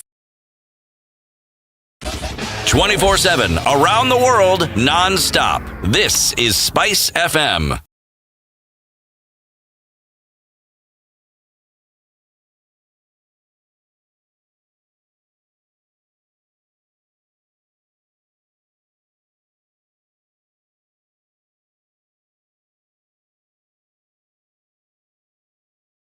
Mature, intelligent talk every morning. Spice up yourself.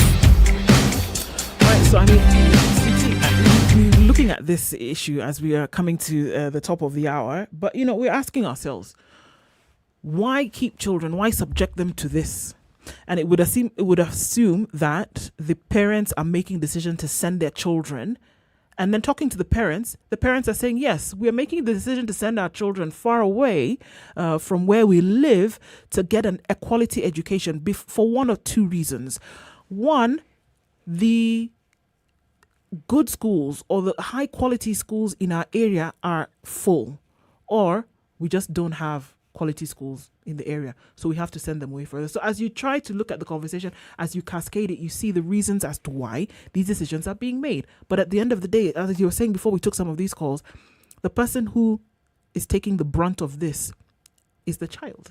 This is one discussion where the issue of blame has to be treated gingerly.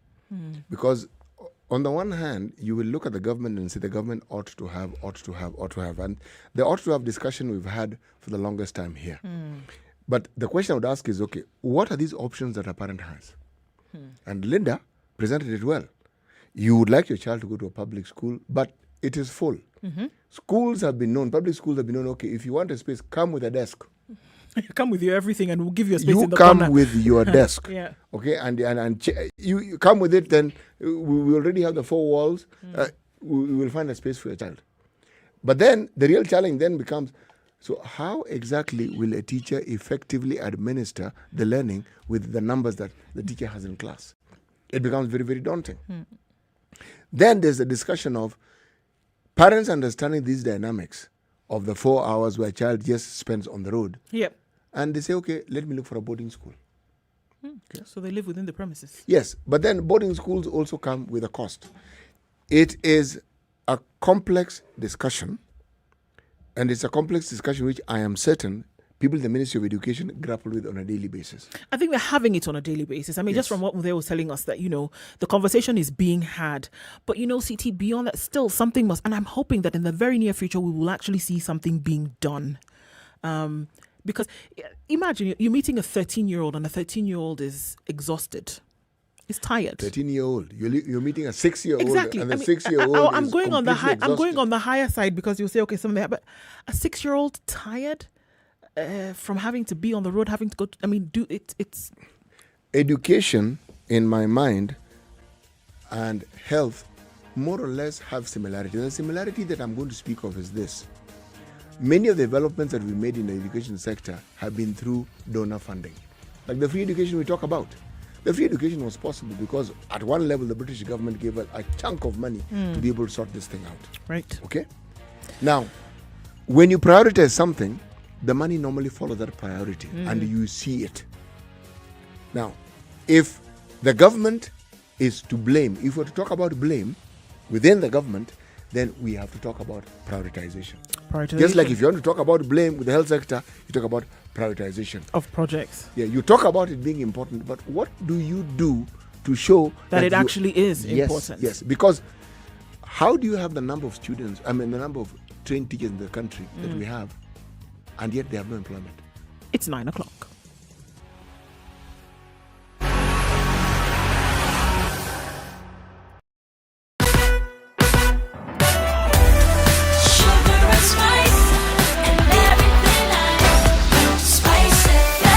Spice up your life. SpiceFM. The latest news from around the world. 94.4 SpiceFM. This is Newswire. I'm Dennis Aseto. The President is at the Parliament building for the National Prayer Day. Present is his deputy William Ruto, speakers of both houses CJ Martha Koome, Wiper leader Kalonzo Musyoka, among other dignitaries. The prayer breakfast is expected to not only pray for the country's well-being, but also hear a status update of the COVID-19 virus. Here is Speaker Justin Muturi.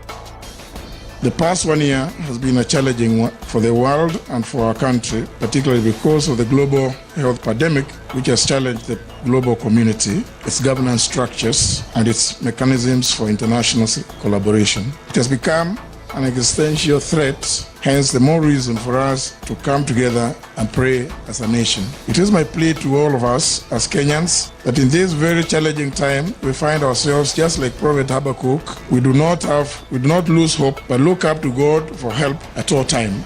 The Jubilee Party held denied reports that its deputy chairperson, David Murathe, has resigned.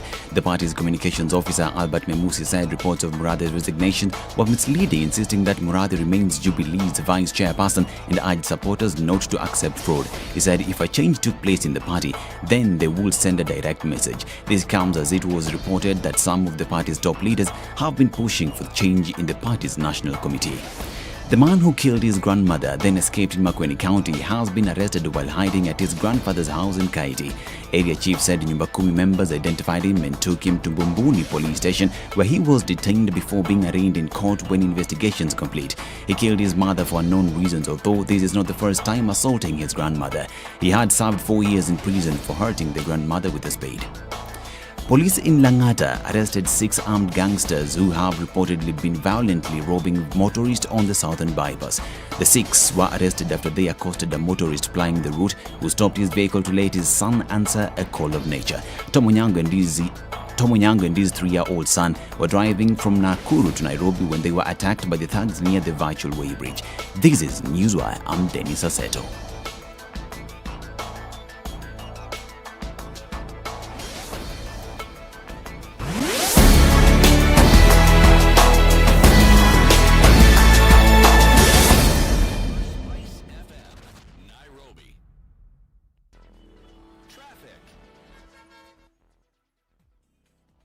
Okay, still in the middle of traffic hour is what we're looking at now, around about 9 o'clock. And where is it? Still on Mombasa Road a little bit here and there. Kiambu Road definitely, as you're trying to get towards the Muthaiga Square. Out then towards the Pangani Underpass. Moving along slowly, not too crazy right now. Where is it crazy? It's crazy on Langata Road. As you're trying to get into the city, it's connecting from what traffic is coming off of the ICD and onto the southern bypass and then joining at the exit there. So we still see some traffic there this morning. Coming off of Ngong Road as well at the roundabout at the City Mortuary, a little bit there going towards Irving's Kodek and then out towards Ngong Road itself, a little bit up and about. So still in a little bit of traffic hour right now. 9:30, we'll look at what it's going to be like for the rest of the day. Don't forget that you can get in touch with us on SpiceFM KE on Twitter. You can text on 40127. Remember the aim? It's to keep things moving, folks.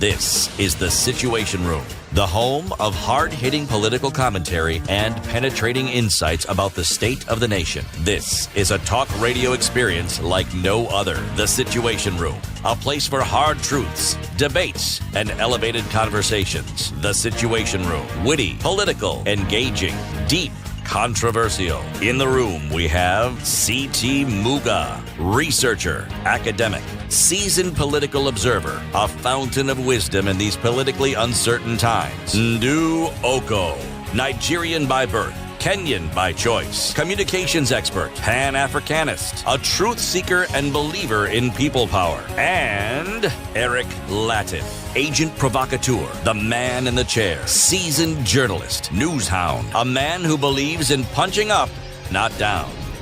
This is the Situation Room. All right, right the about 5 only minutes way to past 9 start your o'clock. day. This is Kenya's biggest conversation. It's the Situation Room. We've been with you since 6 a.m. and we continue into the last hour of the show today. Still having conversations that affect you and I on a daily basis and looking at how things are going towards the future. Where are you tuned in from? Nairobi, Mombasa, Eldoret, Malindi, around the country. Right dial, but at the same time online to the world. SpiceFM KE on YouTube, Facebook and Twitter. As we kick off into this final hour, let's look at today's proverb, CT. Good you do, evil you find. Good you do, evil you find. Oh, go. Good you do, evil you find. What good is being done right now? So, everybody is, a lot. Let's just say everybody is into this politics game as we see it today. There are a lot of agendas then that are being produced, that are being talked about, that are being suggested.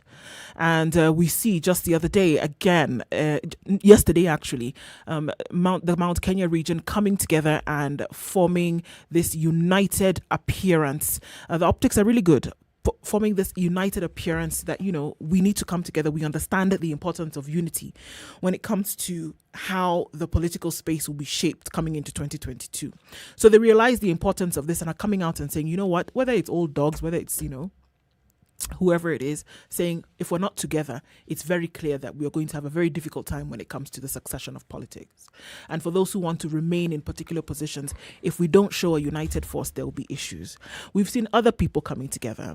We've seen parties at the coast, or rather individuals at the coast, the general population saying we need our own party, again, are coming together. We've seen new alliances being formed by old participants doing what? Coming together and saying, if we don't come together, the likelihood of us remaining relevant politically then dips quite some. If we don't come together as united force, we're not able to pull this country together. But there's something missing. And for long, it's being the thing that has been touted as what is going to essentially lead this country forward, the majority of the population, etc., etc. And that's the youth agenda. Where is the youth agenda today? It cannot continue being a bargaining chip when you're going out to look for funds. Oh, you know that 70% of our population is youth-based, and so therefore we need some help in able to get this show on the road. Or, well, you know that 70% of our population is made up of young people, and it's important when we're looking at where the agenda is as concerns them. In all of these alliances that have come together, in all of these fronts that have been displayed, where is the youth agenda? How important are we placing the responsibility that lies on the shoulders of young people to get things moving in this country? And young people, we're not talking about children. Those ones are in grade school. We're talking about young people. Let's just demarcate it now. Between the ages of 18 and 50. In terms of leadership for this country, that's who you want to be looking at in terms of a chronological order. Why are we not looking at them? Why are young people not coming forward? Truth be told, right now, anybody who is saying they want to be leader of this country is above 60, above 55, above 60. And just not looking at chronological age, but how long have you been in this political space whereby little to none has actually been achieved? Why are we not hearing the voice of the youth louder? Why are we not seeing the inclusion of young people in these alliances that actually are saying they want to move the country forward? It's not happening. It is not happening. We cannot say, so we have a youth agenda as a political party. Well, we don't see it. So if we don't see it, guess what? It doesn't exist. Why is it not happening? Where are they? One of the statements that came out from the rumble in Mount Kenya, as the headlines in the Standard mentioned it, is the continuous talk by all the leaders who attended this particular gathering on unity and numbers. Now, among these numbers that are spoken of within the regions and in this conversation in central Kenya, the vast majority of those people are young. Yet, there will be issues, there will be complaints about the youth not being considered. Perhaps it is time one spoke a little bluntly about this matter. You will not be considered. The agenda that you think you have will remain in your head, and it will be among the groupings that you are involved in, and the people you talk to, it will stay there. It will stay there because the people you support use it as a wand that they wave to give you the implication that they have your issues at heart. And there is nothing in what they do that points to this at-heart situation that they keep talking about. Because if indeed the youth were at heart of it, then, well, why don't we look at the litmus test? How many of these leaders that you speak of have youth agendas that they have promoted? Just how many? Take your pick and look at the broad array of things that you can do which have a youth target to it. Let's start something basic as groupings. Border riding is not an activity of the old. It is an activity of the young. An essential one. Very, very essential. You look at the matatu industries. The people who are employed in that industry are young. Look at small scale business, SMEs, and even smaller, what we call the Jokali sector, the vast majority of people who are in that sector are young. And yet, within our country, the focus on the national government was reduced significantly with the devolution. So you have devolved units of government. People coming to ask for your vote, people wanting you to vote for them by telling you they're going to do something for you. Some of them have never been in political office. Yeah. A good number have been in political office. It's not a complicated equation. What is it that you can tangibly look at and point and say, you know, this individual has been involved in this activity that has favored the benefit, that have favored and have benefited the grouping of people that we refer to as the youth. Yeah. Okay. So look, with the establishment of the Youth Commission, right, and looking at all of these other things that want to come in place, it would seem as though the youth agenda is being propelled. And I think it's a good thing that there's so many things that you can come in. So entrepreneurship takes its place here, agriculture, as we've said, okay, involving the youth in all of these projects. But I think what we are looking at here specifically is that the youth agenda as concerns leadership in this country. Because guess what? As those who are sitting in these positions today, as the days go by, as the years go by, they get older. So that window period within which a young person is going to be able to lend their mind and their hand to the leadership of this country continues to wane over time. What I'm saying is that today, youth, younger people must be involved in governance initiatives in this country. It cannot be that you do an internship and then we leave you there. It must be that in the agenda through which this government, this countries will be run, that the youth must lend a hand. You cannot tell me that there is a lack of youth who are of young people who are professionals, of young people who are versed in issues, leadership and governance, of those who would like to take a stab at leading. But today, if somebody comes and gives up their candidature for a position, as far up as president, what is the likelihood that that person will be taken seriously today?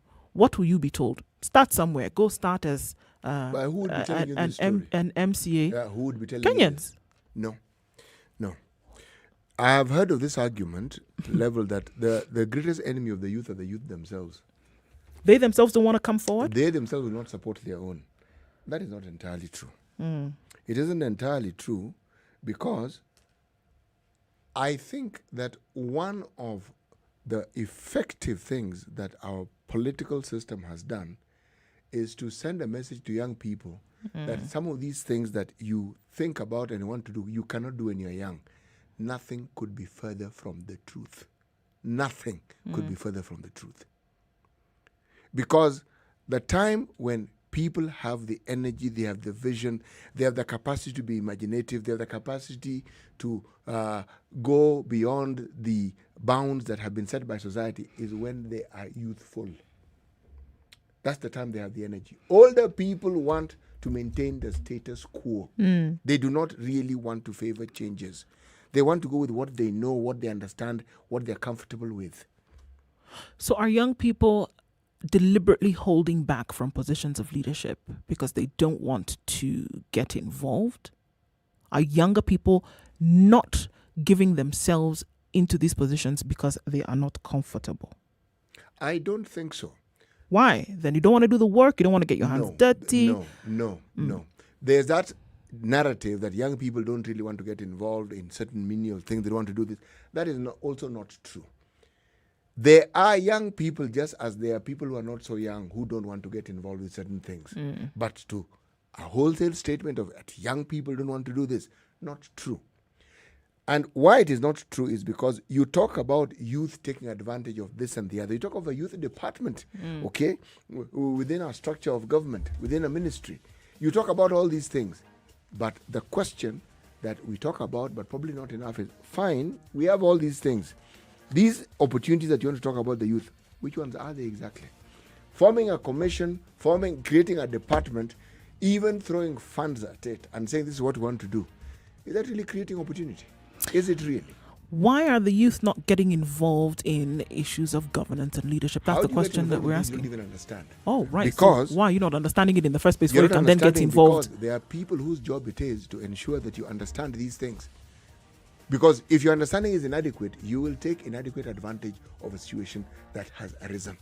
Why are young people not getting, or rather grabbing these opportunities that are being presented to learn and then be involved in issues, governance and leadership in this country? That's the question we're popping out to you this morning. 0719012600. We'll come back and continue with the conversation. It's Kenya's biggest conversation. This is the Situation Room. Don't go away. This is the Situation Room, the only way to start your day. Spice up your life. 24/7 around the world, non-stop. This is Spice FM.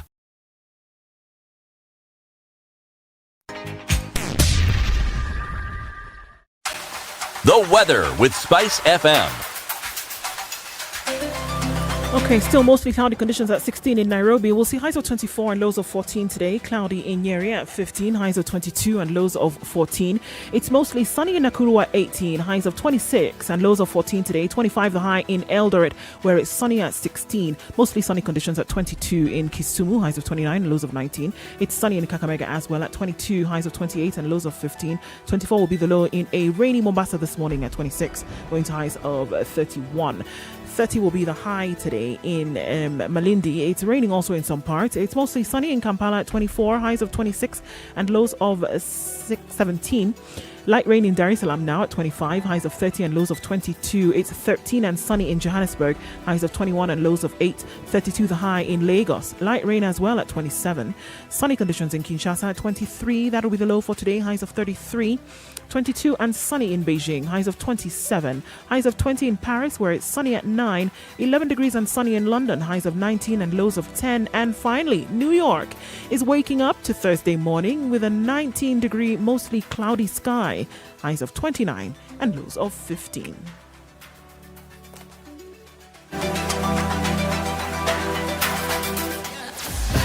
Sugar and spice and everything nice, just the way you like it. The Spice Drive. Did you have a great day? I hope you did. I intend to make it better from 3 p.m. to 7 p.m. I'm going to be taking you home nice and chill. Everyone is welcome aboard. The hashtag is Spice Drive and, of course, SpiceFMKE on Facebook, Instagram, and Twitter. The Spice Drive with Monique. The official soundtrack of getting you where you need to be. You know, when you see someone being jailed, a governor or two or someone who stole, then people will fear. Because our problem is not the borrowing, it's the stealing. We've become actually a nation of thieves. The only thing we lack is an opportunity to steal. The guys who quote the Bible and say I'm a Christian and all that, and you know they're thieves. Return what you have stolen 4 times. If you know that you have property or anything that you have stolen, just return and say, my God does not allow me to hold stolen things. We are also a reflection of you, because you elect us. You know, we don't get into our office by ourselves. We are a reflection of the people who elect us. We don't want to go to the streets. We have a constitution that enables us, assert our will. When the legislators are now being taken as hostage by the executive for whatever reason, we are now bound by what they want us to do. This is just outside the realms of reality. We have impunity written into the DNA of our political class. How old were you when you learned that Jeshi Lokop is Jeshi la Wokovu? I can't say it very well. No, I'm to Jeshi Lokop. And everyone knows.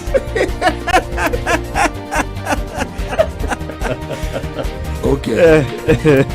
This is the Situation Room, the only way to start your day. Mature, intelligent talk every morning. Spice up yourself.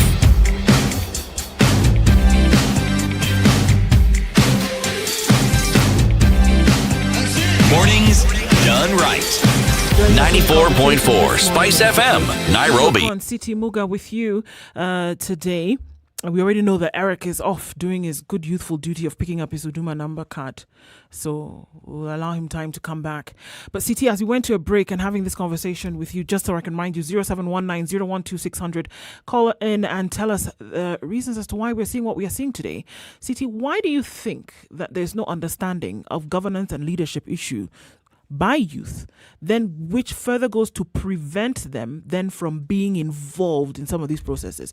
Like when we see political parties coming out and making statements, where is the youth representation? Why are young people not speaking on behalf of political parties?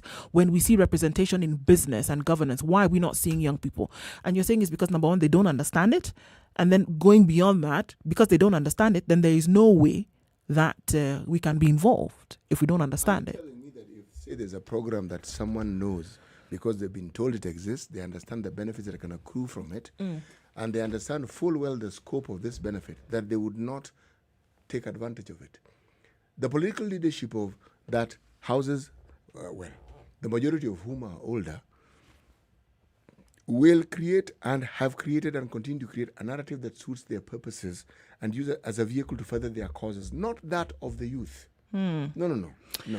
I'm looking at youthful leaders that we have, that we proclaim famously today. People like Thomas Sankara, people like Kwame Nkrumah. They were in their 20s. They were in their mid-20s. They died very young. By the time that they were having these experiences that made us speak about them today, they were at a very youthful age. They did not wait for anybody to give them permission to take up those positions. They stood up and they spoke out and they counted them and they presented themselves to be counted. So, and I would dare say that in many occasions they didn't really know everything, but they said, you know what I'm seeing, I'm not going to allow it to continue. I want to be part of the process that will, number one, make my people really free, that will say that my people were well governed because of 1, 2, 3. They didn't wait for anybody to give you permission or invite you to the table. They took a seat at the table and they said, we are going to be involved in this. But what I see, and it's not just here, by the way, in countries where I'm from, for example, I see Nigeria people who reserve the right to then complain about many things, whereby an opportunity has been presented to you to be involved in a process of change, but we'd rather sit back and say, well, you're there, you have a responsibility to fix it, so I'm not going to be involved. And I think that there are many things that can be done. There are conversations that can be had. There are opportunities that are presented where young people, youth, can actually get involved. But I think our comfort zones are good places for us to hang out. And I think that's what it is. I don't want to get my hands dirty. I'd rather, sit on the sidelines and let somebody else do it. But there's a youth agenda. The perspective and the discussion around what the youth favors is a discussion that is completely incomplete and lopsided if the youth aren't the key ingredient in the discussion. If they're not the key ingredient. Yes, because we are discussing things that involve people. These people aren't dead. They're alive. They're with us. They ought to be telling us about their agenda, not us talking about their agenda. What is their agenda? They are the ones who ought to be telling us. The agenda is broad-based. The direction in which they'd like to see this country going. What it is that they would like to see done in terms of all these wonderful programs and plans that we have with regards to the employment of the youth, expanding the vision of the youth, making sure that the business component of it, all these things. How do you think it should be? Yes, because they are able to have this discussion and they understand. And why? It's because they are young at an age or in an age where the information landscape has exploded. You simply need to understand how to access it. And that is something they do well. They do much, much better than all these people whose decision-making process determines their lives and livelihoods. And they can actually contribute to that outcome. Okay, 0719-012-600. That's the number you can call us on this morning. Tijin in Utawala is on the line. Good morning. Good morning, Lou. Yes, sir. How are you doing? I'm fine. Mm-hmm. Contribute to this conversation. Why are we in the spot that we are in? Young people being called upon and saying, hey, man, you talk about it, you complain about it, but you're not involved in the process. Why? You see, I'll give you my personal experience as a young person. Yeah. I declared my interest to vie for president in this country come 2022. That's around 2 years ago. At the age of 25, which I am now, I decided that I will vie for the presidency of this country come 22. Then I went to a process of trying to check of the political parties and the political space within these political parties for young people. Yeah. But you realize that those political spaces do not favor young people because they are not dominated by young people. When you Young say they don't people- favor young people, I'd like you to explain so that I can understand. What do you mean? Now it is this way. You realize in each political party, there's what they call a youth wing, a youth organ in political party. Yes. This is where young people are represented as a wing within a party. It's not even an executive, it's not even a bigger organ of the party. It's where young people or representatives of young people are there to represent the interests of other people as organ to the party. But if you check the leadership of a party fully, tell me today which party has even at below 35 years old as an executive of a party, a secretary, a deputy, organizing secretary, or anything like that. There's none of them. So they recognize young people and put them as a wing of a party, whereby they can pull young people to that party, but then they don't have space in that party. Realize that even if they're going for MPs or any other seat, the likelihood of them being considered is very limited. You see, they'll be considering people of money and people of some detachment or some closeness to the party leaders and people on the party, because these young people do not have the capability of having or the muscle of bringing a lot of task that the party require in the first place. You can think that they're discriminated because of the not being a young person. That's why you see, even the constitution tries to refer to these young people as marginalized and women also as marginalized, while in population they are the majority, you see? So I started this journey and decided to have a political party that will be based on young people. And I call upon many young people along. So we talked about this. And even in our constitution, we made it clear that 70% of the party representation, party executive, party position, and even if the party is in power, in terms of appointments or whatever thing, 70% must be dominated by young people in active leadership, including the nomination ticket. But you see, it has now been a journey of how can I be able to manifest that with the financial restriction and financial discrimination we face as young people, you see? So even raising that part has been an issue because of financial implications. So it has been very hard for me even to complete the process. But I'm still there fighting to ensure that I can be at the ballot as a young person for that presidency. But realize how many people are ready to consider you and listen to you? Not many of them, you see? So do you think that, because we've heard many times, Tijin, that there is a youth agenda, for this country, but it would seem as if the youth agenda is to then provide employment, the youth agenda is to make sure that you have adequate education resources, but the youth agenda doesn't quite seem to invite into the political and leadership and governance. Do you see that this is a problem as well? So there really is no space for young people. They're saying, okay, get to the point whereby you can amass resources, get to the point where you can amass experience. But from what I hear you saying, that it's best to cut your teeth when you still don't have the resources and experience that you would need at a later level. Start early and be recognized that it shouldn't matter if you don't have this vast wealth of experience or vast wealth of resources. You see, the issue is this.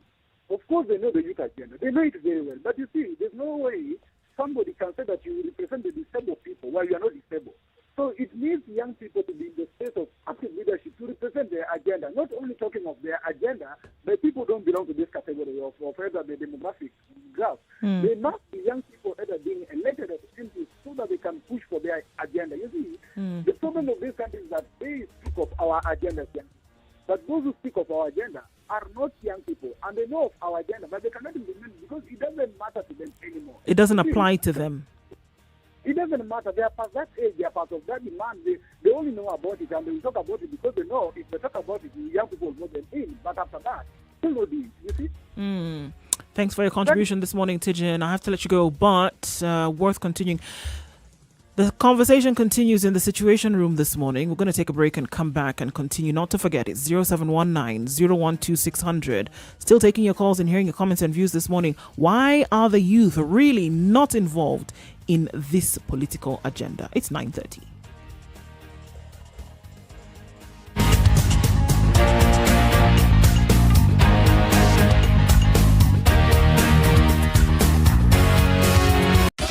...24/7, around the world, non-stop. This is Spice FM.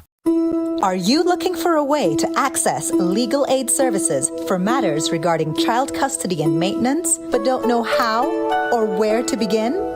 Join me, Olivia Otieno, on Double O Direct this Saturday from 10 a.m. for the Lawyers Direct Legal Clinic, a special interactive session where we will be joined by legal professionals to learn about the mandate of the National Legal Aid Service and answer all your questions regarding access to legal aid for child custody and maintenance. That's Double O Direct this Saturday from 10 a.m. on SpiceFM.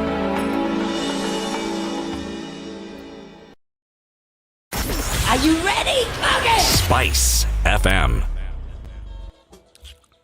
All right, it would seem as if we're rounding up traffic, getting around 9:30, and it's looking a lot better on most of our roads this morning. Still, Gong Road and Langata Road not looking too pretty right now as you're trying to get towards the city centre. It's slowing down considerably. And then coming off of the Globe Cinema overpass to Museum Hill, be careful, guys. There's a lot of vehicles going in the wrong direction. Vehicles in this case being our borders, and they're trying to stop them from moving. But just be careful. That route is notorious for that, and it's caused a slowdown in some parts. Okay. The diversions will not be maintained, and that's what's causing a lot of traffic on Mombasa Road, is what folks are complaining about this morning. So let's watch out for that. Outer Ring, North Airport Road, going towards Taj Mall, and in the other direction as well, quite heavy traffic this morning. So again, watch out for that. Going towards Uhuru Highway and then coming off of Limuru Road, it's also a little bit slow, but you can manage. So we're getting out of traffic hours soon. We'll probably see some heightened levels of traffic later on in the afternoon. Keep in touch through the day on SpiceFMKE on Twitter. Text as much as you can. 40127.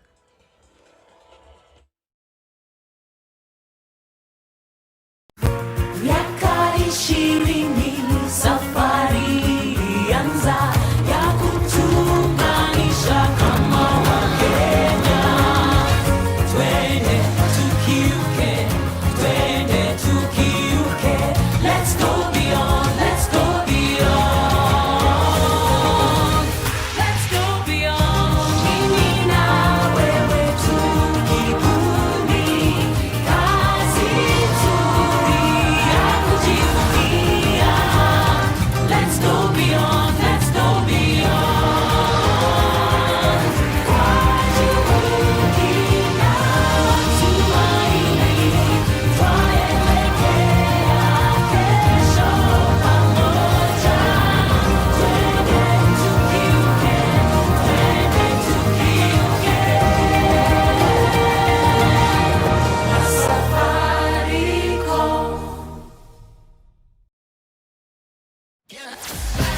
Sugar and spice and everything nice, just the way you like it. The Spice Drive. Did you have a great day? I hope you did. I intend to make it better from 3 p.m. to 7 p.m. I'm going to be taking you home nice and chill. Everyone is welcome aboard. The hashtag is Spice Drive, and of course, SpiceFMKE on Facebook, Instagram, and Twitter. The Spice Drive with Monique. The official soundtrack of getting you where you need to be.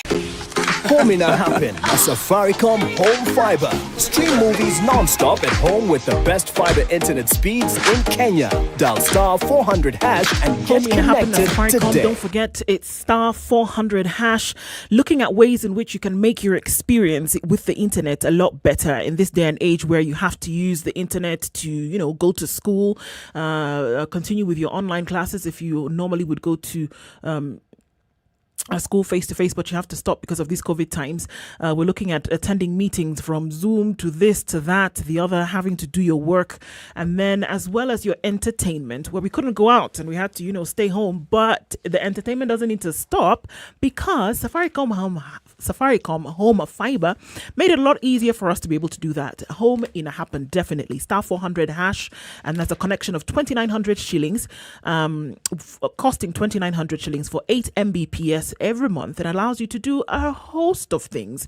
And we're asking this morning, let us know, two of you, who has continued their subscription for the 8 Mbps per month at 2,900 shillings, and somebody who's thinking about it and why. And so today we have two winners, and it would be great to be able to share that with you. So we asked you to send a screenshot of, your intent to register and subscribe, and also for your intent to continue with your subscription this morning.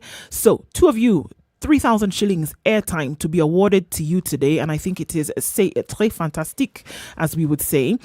So star 400 hash is what we asked you to get onto and send a screenshot of that. And so we're giving this morning to Lucy Morioki, and as well as congratulations to you and Sam's Coinaz, who has actually renewed his subscription for the month with 2,900 shillings this month. So well done to both of you, and Amlioto is going to get in touch with you guys as to how you can get your winnings. Safaricom star 400 hash, home in a happen. Home in a happen. A Safaricom home fiber. Stream movies non-stop at home with the best fiber internet speeds in Kenya. Dial star 400 hash and get connected today.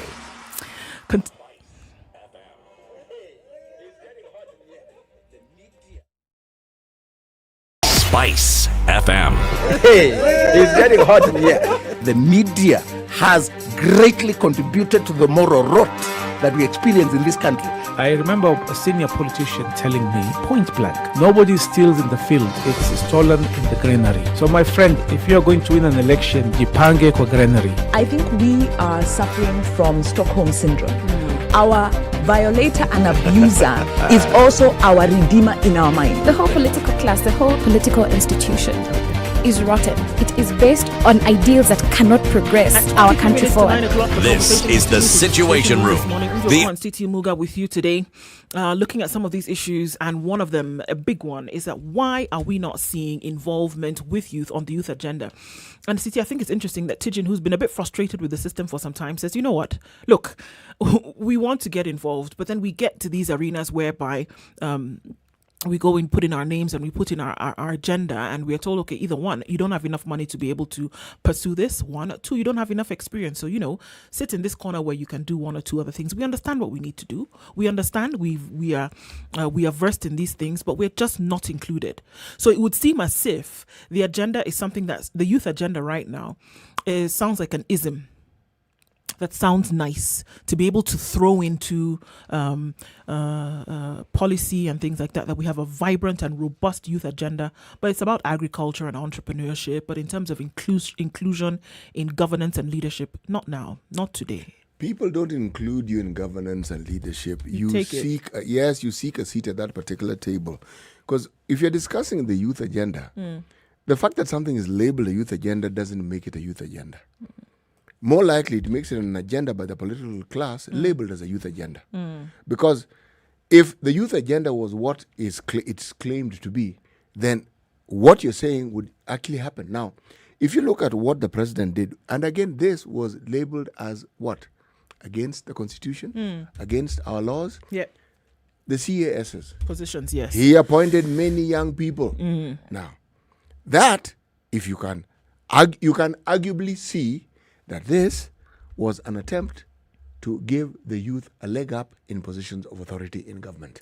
Right. Now, the debate about its legality, that's a different debate, okay? But you can see it. The so-called founding fathers of this particular nation, there were a few who were elderly. The vast majority of people who took places where the ministers were young. Were young people. Young. Let's hear from Evans in Homa Bay. Evans, good morning. Hello? Hello, Evans, are you there? Yes, I'm here. Okay, good morning. Morning to you too. Yes, what is your contribution on this, sir? Of course, yes. Now, my contribution to the topic actually is when we discuss the issue of the youth and what is holding them back from the participation in the political line, I really must say that the youth, for the first thing that I need to admit of them is they are very much actively involved and very vigorous people who are ready, and they understand that to bring about the change, it is them from which the change has to come. Why don't we see it though? If that's the case, if you're saying that people are actively involved and ready to go, why don't we see it? Now the problem comes with our country and the top political people in the line. Okay. Because you realize we have those people who have been in power and they believe that power that position is theirs and nobody should ever take it away from them. So that one gives you to see that there is really limited or lack of support to the young people who really should be there to help move this country forward. Remember, you are not going to become even an MCA without the capital, even if you had the interest of the people in your heart. You understand what that troubles they are going through, what that they are needing. But if you don't have the support, let's say capital support, then you are not going to make it. So money is an issue in this country. Exactly. You can't rally up support. You can't make inroads into governance and leadership without money. Exactly. For instance, if you want to see this picture, if you are in campus, yes, and you are able to see the young people really rushing for the top position, and once they graduate, they come out looking for jobs.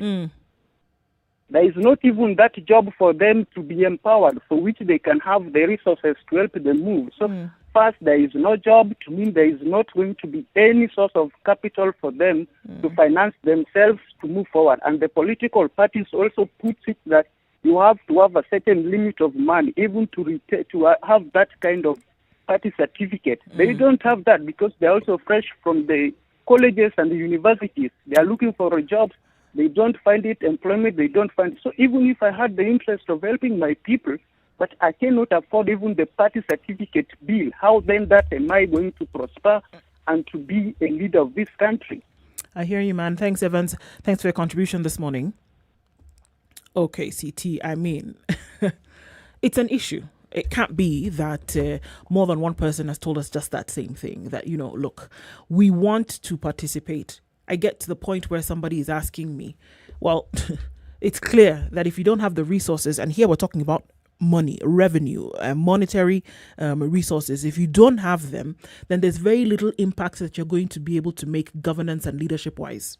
Here. You see, getting involved in any agenda from a political sphere, you don't start at the top. It never starts at the top. And there will always be people who are like-minded. How do you think political parties are formed? Right. They can, people who are like-minded about how they want, the country to run. And even among the youth, there'll be people who are like-minded. Now, you may not start with this roaring number of people joining the party. And it isn't something that happens in the day or it's not a flash in the pan. It's something that takes place over time. Look at any political leader that you want to think of across the group. These people started their politics young. Everyone starts young at some point. They were brandished rebels and things like that. They had an agenda, you see. It doesn't start with somebody giving you an agenda. It starts with you having an agenda and finding like-minded people to build your agenda. Because if you join someone's political party, please accept that you are part of the agenda. Yes, precisely. Just accept it. So stop pitching a fit about the agenda not suiting you. It won't suit you, because it isn't your party. So essentially what we are saying that for there, because, there is, the youth agenda has very many sectors under it. There's the youth agenda for entrepreneurship. There's a youth agenda in this country for agriculture. I think every sector has its own youth agenda.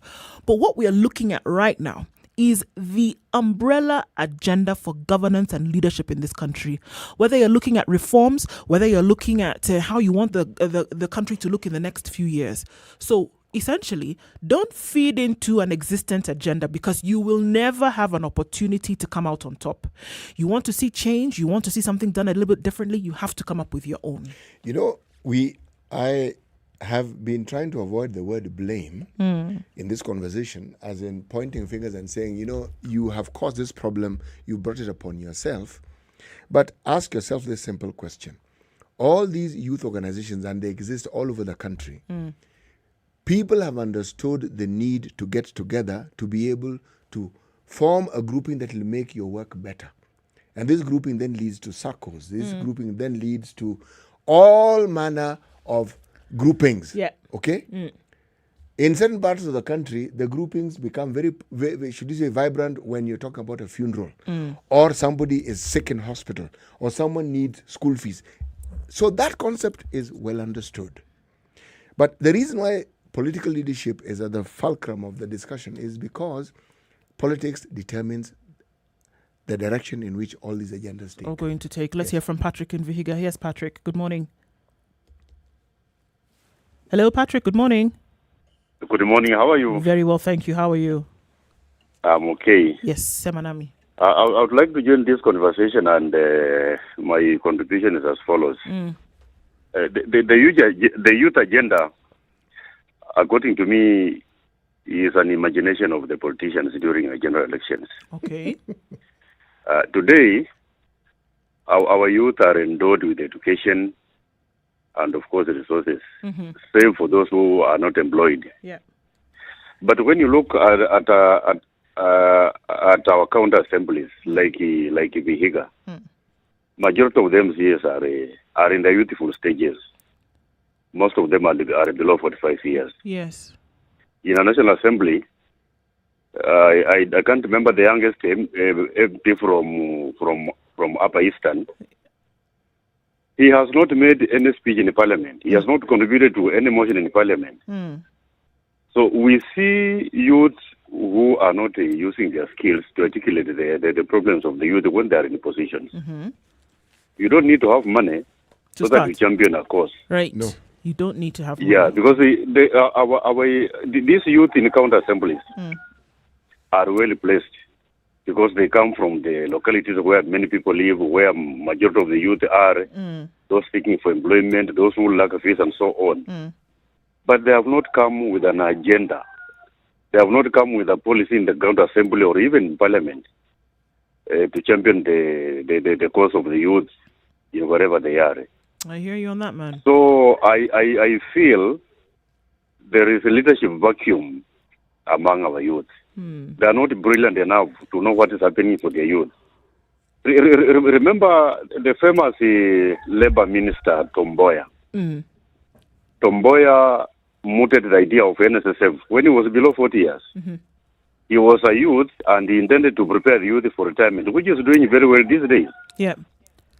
Yeah, so I believe youth in their position of leadership, MCs, MPs, and so on, if they can go back to their aspirations and ask themselves why they are in those positions, they can really help this country.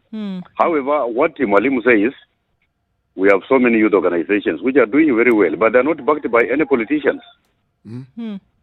Yeah, so I have a problem with the youth because whenever there is a problem in the counter assembly, the administration of governors and so on, they are the very youth who are used to bribe, who are used to receive bribes and they forget about the welfare of the people they are representing. I hear you. Yeah, so that's why they are being misused by elderly politicians.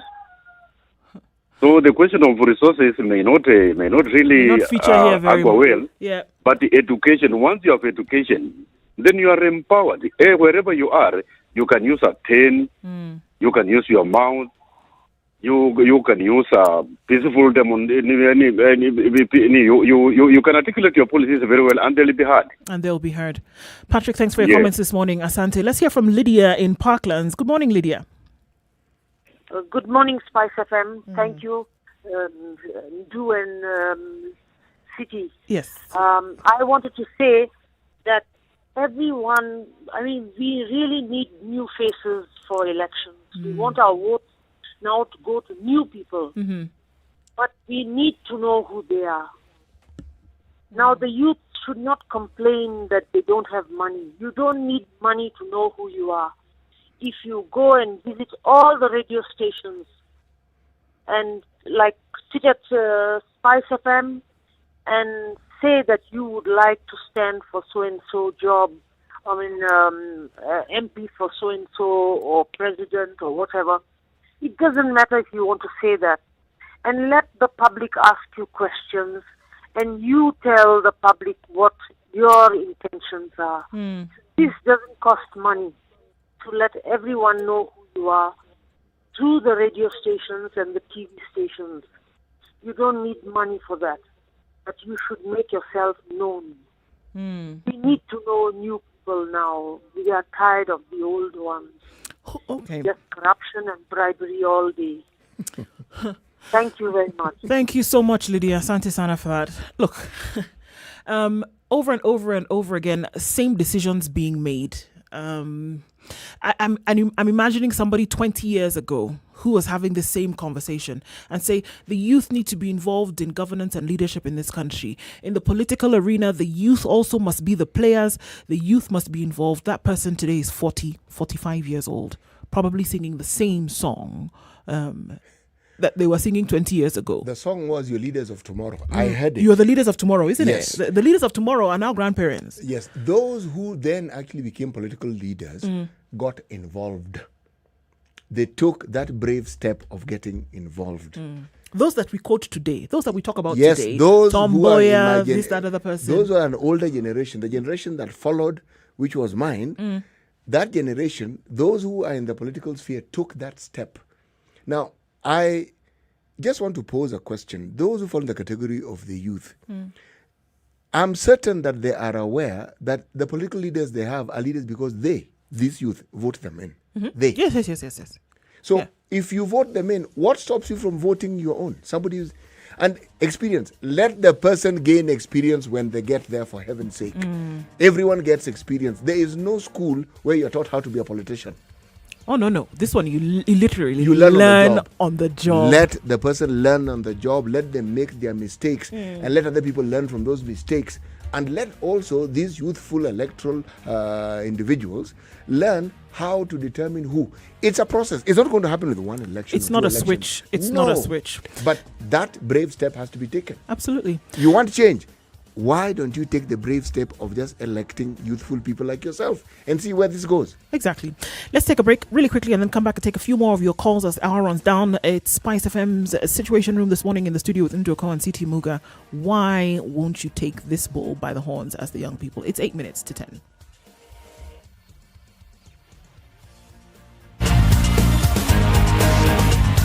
This is the Situation Room, the only way to start your day. Spice up your life. 24/7, around the world, non-stop. This is Spice FM.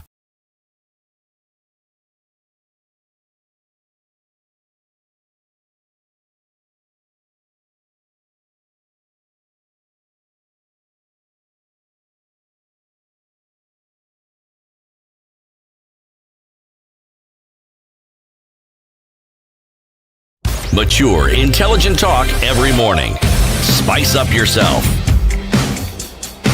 All right, we're taking a few more of your calls this morning and hearing what you have to say. This youth agenda, why are we not seeing it as vibrant and robust as the conversations that happen in the minds of people? Let's hear from Jimmy this morning. Jimmy in Malindi, good morning, sir. How are you?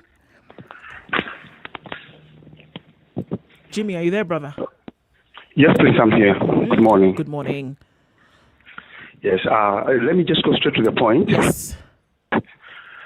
You see, this term youth, it was started when when I started hearing about youth, the time of the Kanu youth. Yeah. Youth for Kanu. So basically, this is like another sector. A sector just like agriculture, a sector like the Ministry of Sports.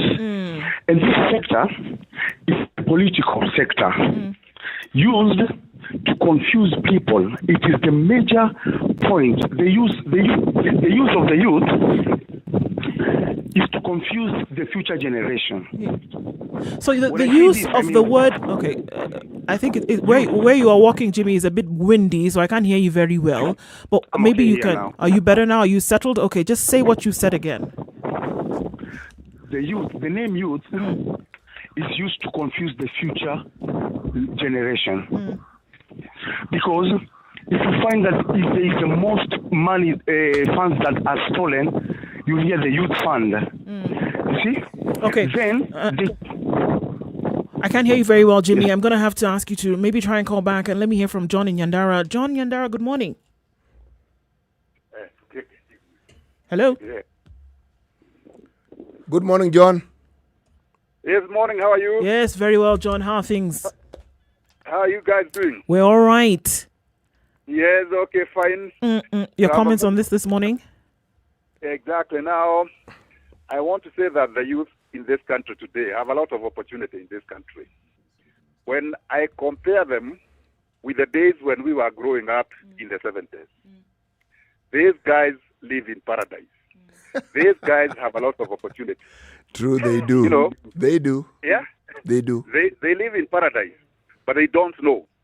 Because during our days, it was very difficult to get employment. Now, employment opportunities are all over. Right. Either in the private sector or in public sector. And I don't know why they keep on complaining. Because when they are being employment, there's no competition for employment between the youth and the old generation. Because when we were getting employed, we were employed when we were young. Yes. And it is only the young people who get employed even today. They are better educated than during our times. They have better facilities for education than during our times. Secondly, contribution in socio and economic development for the youth is not about the political position. They are there in the border sector. They are there in all sectors of employment in this country. They are the ones who are contributing, not the old people. So they have every opportunity and they should not complain. So they have opportunities. The opportunities that are being presented, it's a matter of taking them, is what you're saying, John. The opportunities are being presented, they should just take them. That's what you're saying. They should just take them. Because during our days, these opportunities were not there. We never had people who could assist us financially to start businesses. Now these institutions are there for the youth. Well, all right then. What is happening is that they are being misused by the politicians. Because what the politicians need from them are the votes. And they should discard this. Yeah. Thank you very much for your... Thank you so much and say hi to Latin. Will do. Thanks so much, John. Asante, John. Thank you. And our beds have not come back. Oh, really? The beds are still not there? I think that's a conversation for another day. My goodness. It's a year down the line and they're still not back. Okay. Thanks, John. Well, here it is. Opportunities have presented themselves. It's grab a hold of the opportunity. Since we are winding down to the end of the show today, as we do that, let's hear today's proverb as you open that up for us. Judge people by their actions, not their presumed motives. I'm actually explaining it before I actually state it. All right? Good you do, evil you find. You see, we're talking about the youth fund. And one of the things that we keep talking about when you mention the youth fund, or what comes to mind, are all the negative aspects that were related to the youth fund. And yet there are many positive things, I am certain, that must have emanated from it. You don't hear it. So, that is an example of good being done or good being intended. But you find evil because... Oh, yes, you do. You do. You chalk it to human nature, chalk it to ignorance, chalk it to whatever you want. But even in this terrible situation that we keep talking about, there is some good. Yes. There always is. Thanks, guys, for hanging out with us today and, really being part of the conversation. Don't take that for granted at all. We're coming to the end of the Situation Room for this morning. Kenya's Biggest Conversation comes back to you tomorrow at 6 o'clock with myself, Ndoko, and CT Muga. Right now, we're going to leave you in the able hands of fantastic music on Sugar and Spice for an hour. And then Sugar and Spice come in with Yolanda and